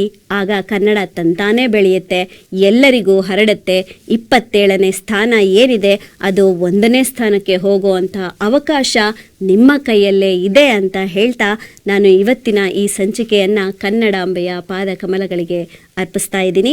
ಹಾಗೆ ತಮ್ಮೆಲ್ಲರಿಗೂ ಮತ್ತೊಮ್ಮೆ ಕನ್ನಡ ರಾಜ್ಯೋತ್ಸವದ ಶುಭವನ್ನು ಕೋರ್ತಾ ತಾವೆಲ್ಲರೂ ಕೆಚ್ಚೆದೆಯ ಕನ್ನಡ ಕಲಿಗಳಾಗಲಿ ಅಂತ ಈ ಒಂದು ಕಾರ್ಯಕ್ರಮದ ಮೂಲಕ ನಾವೆಲ್ಲರೂ ಆಶಯಿಸ್ತಾ ಇದ್ದೀವಿ.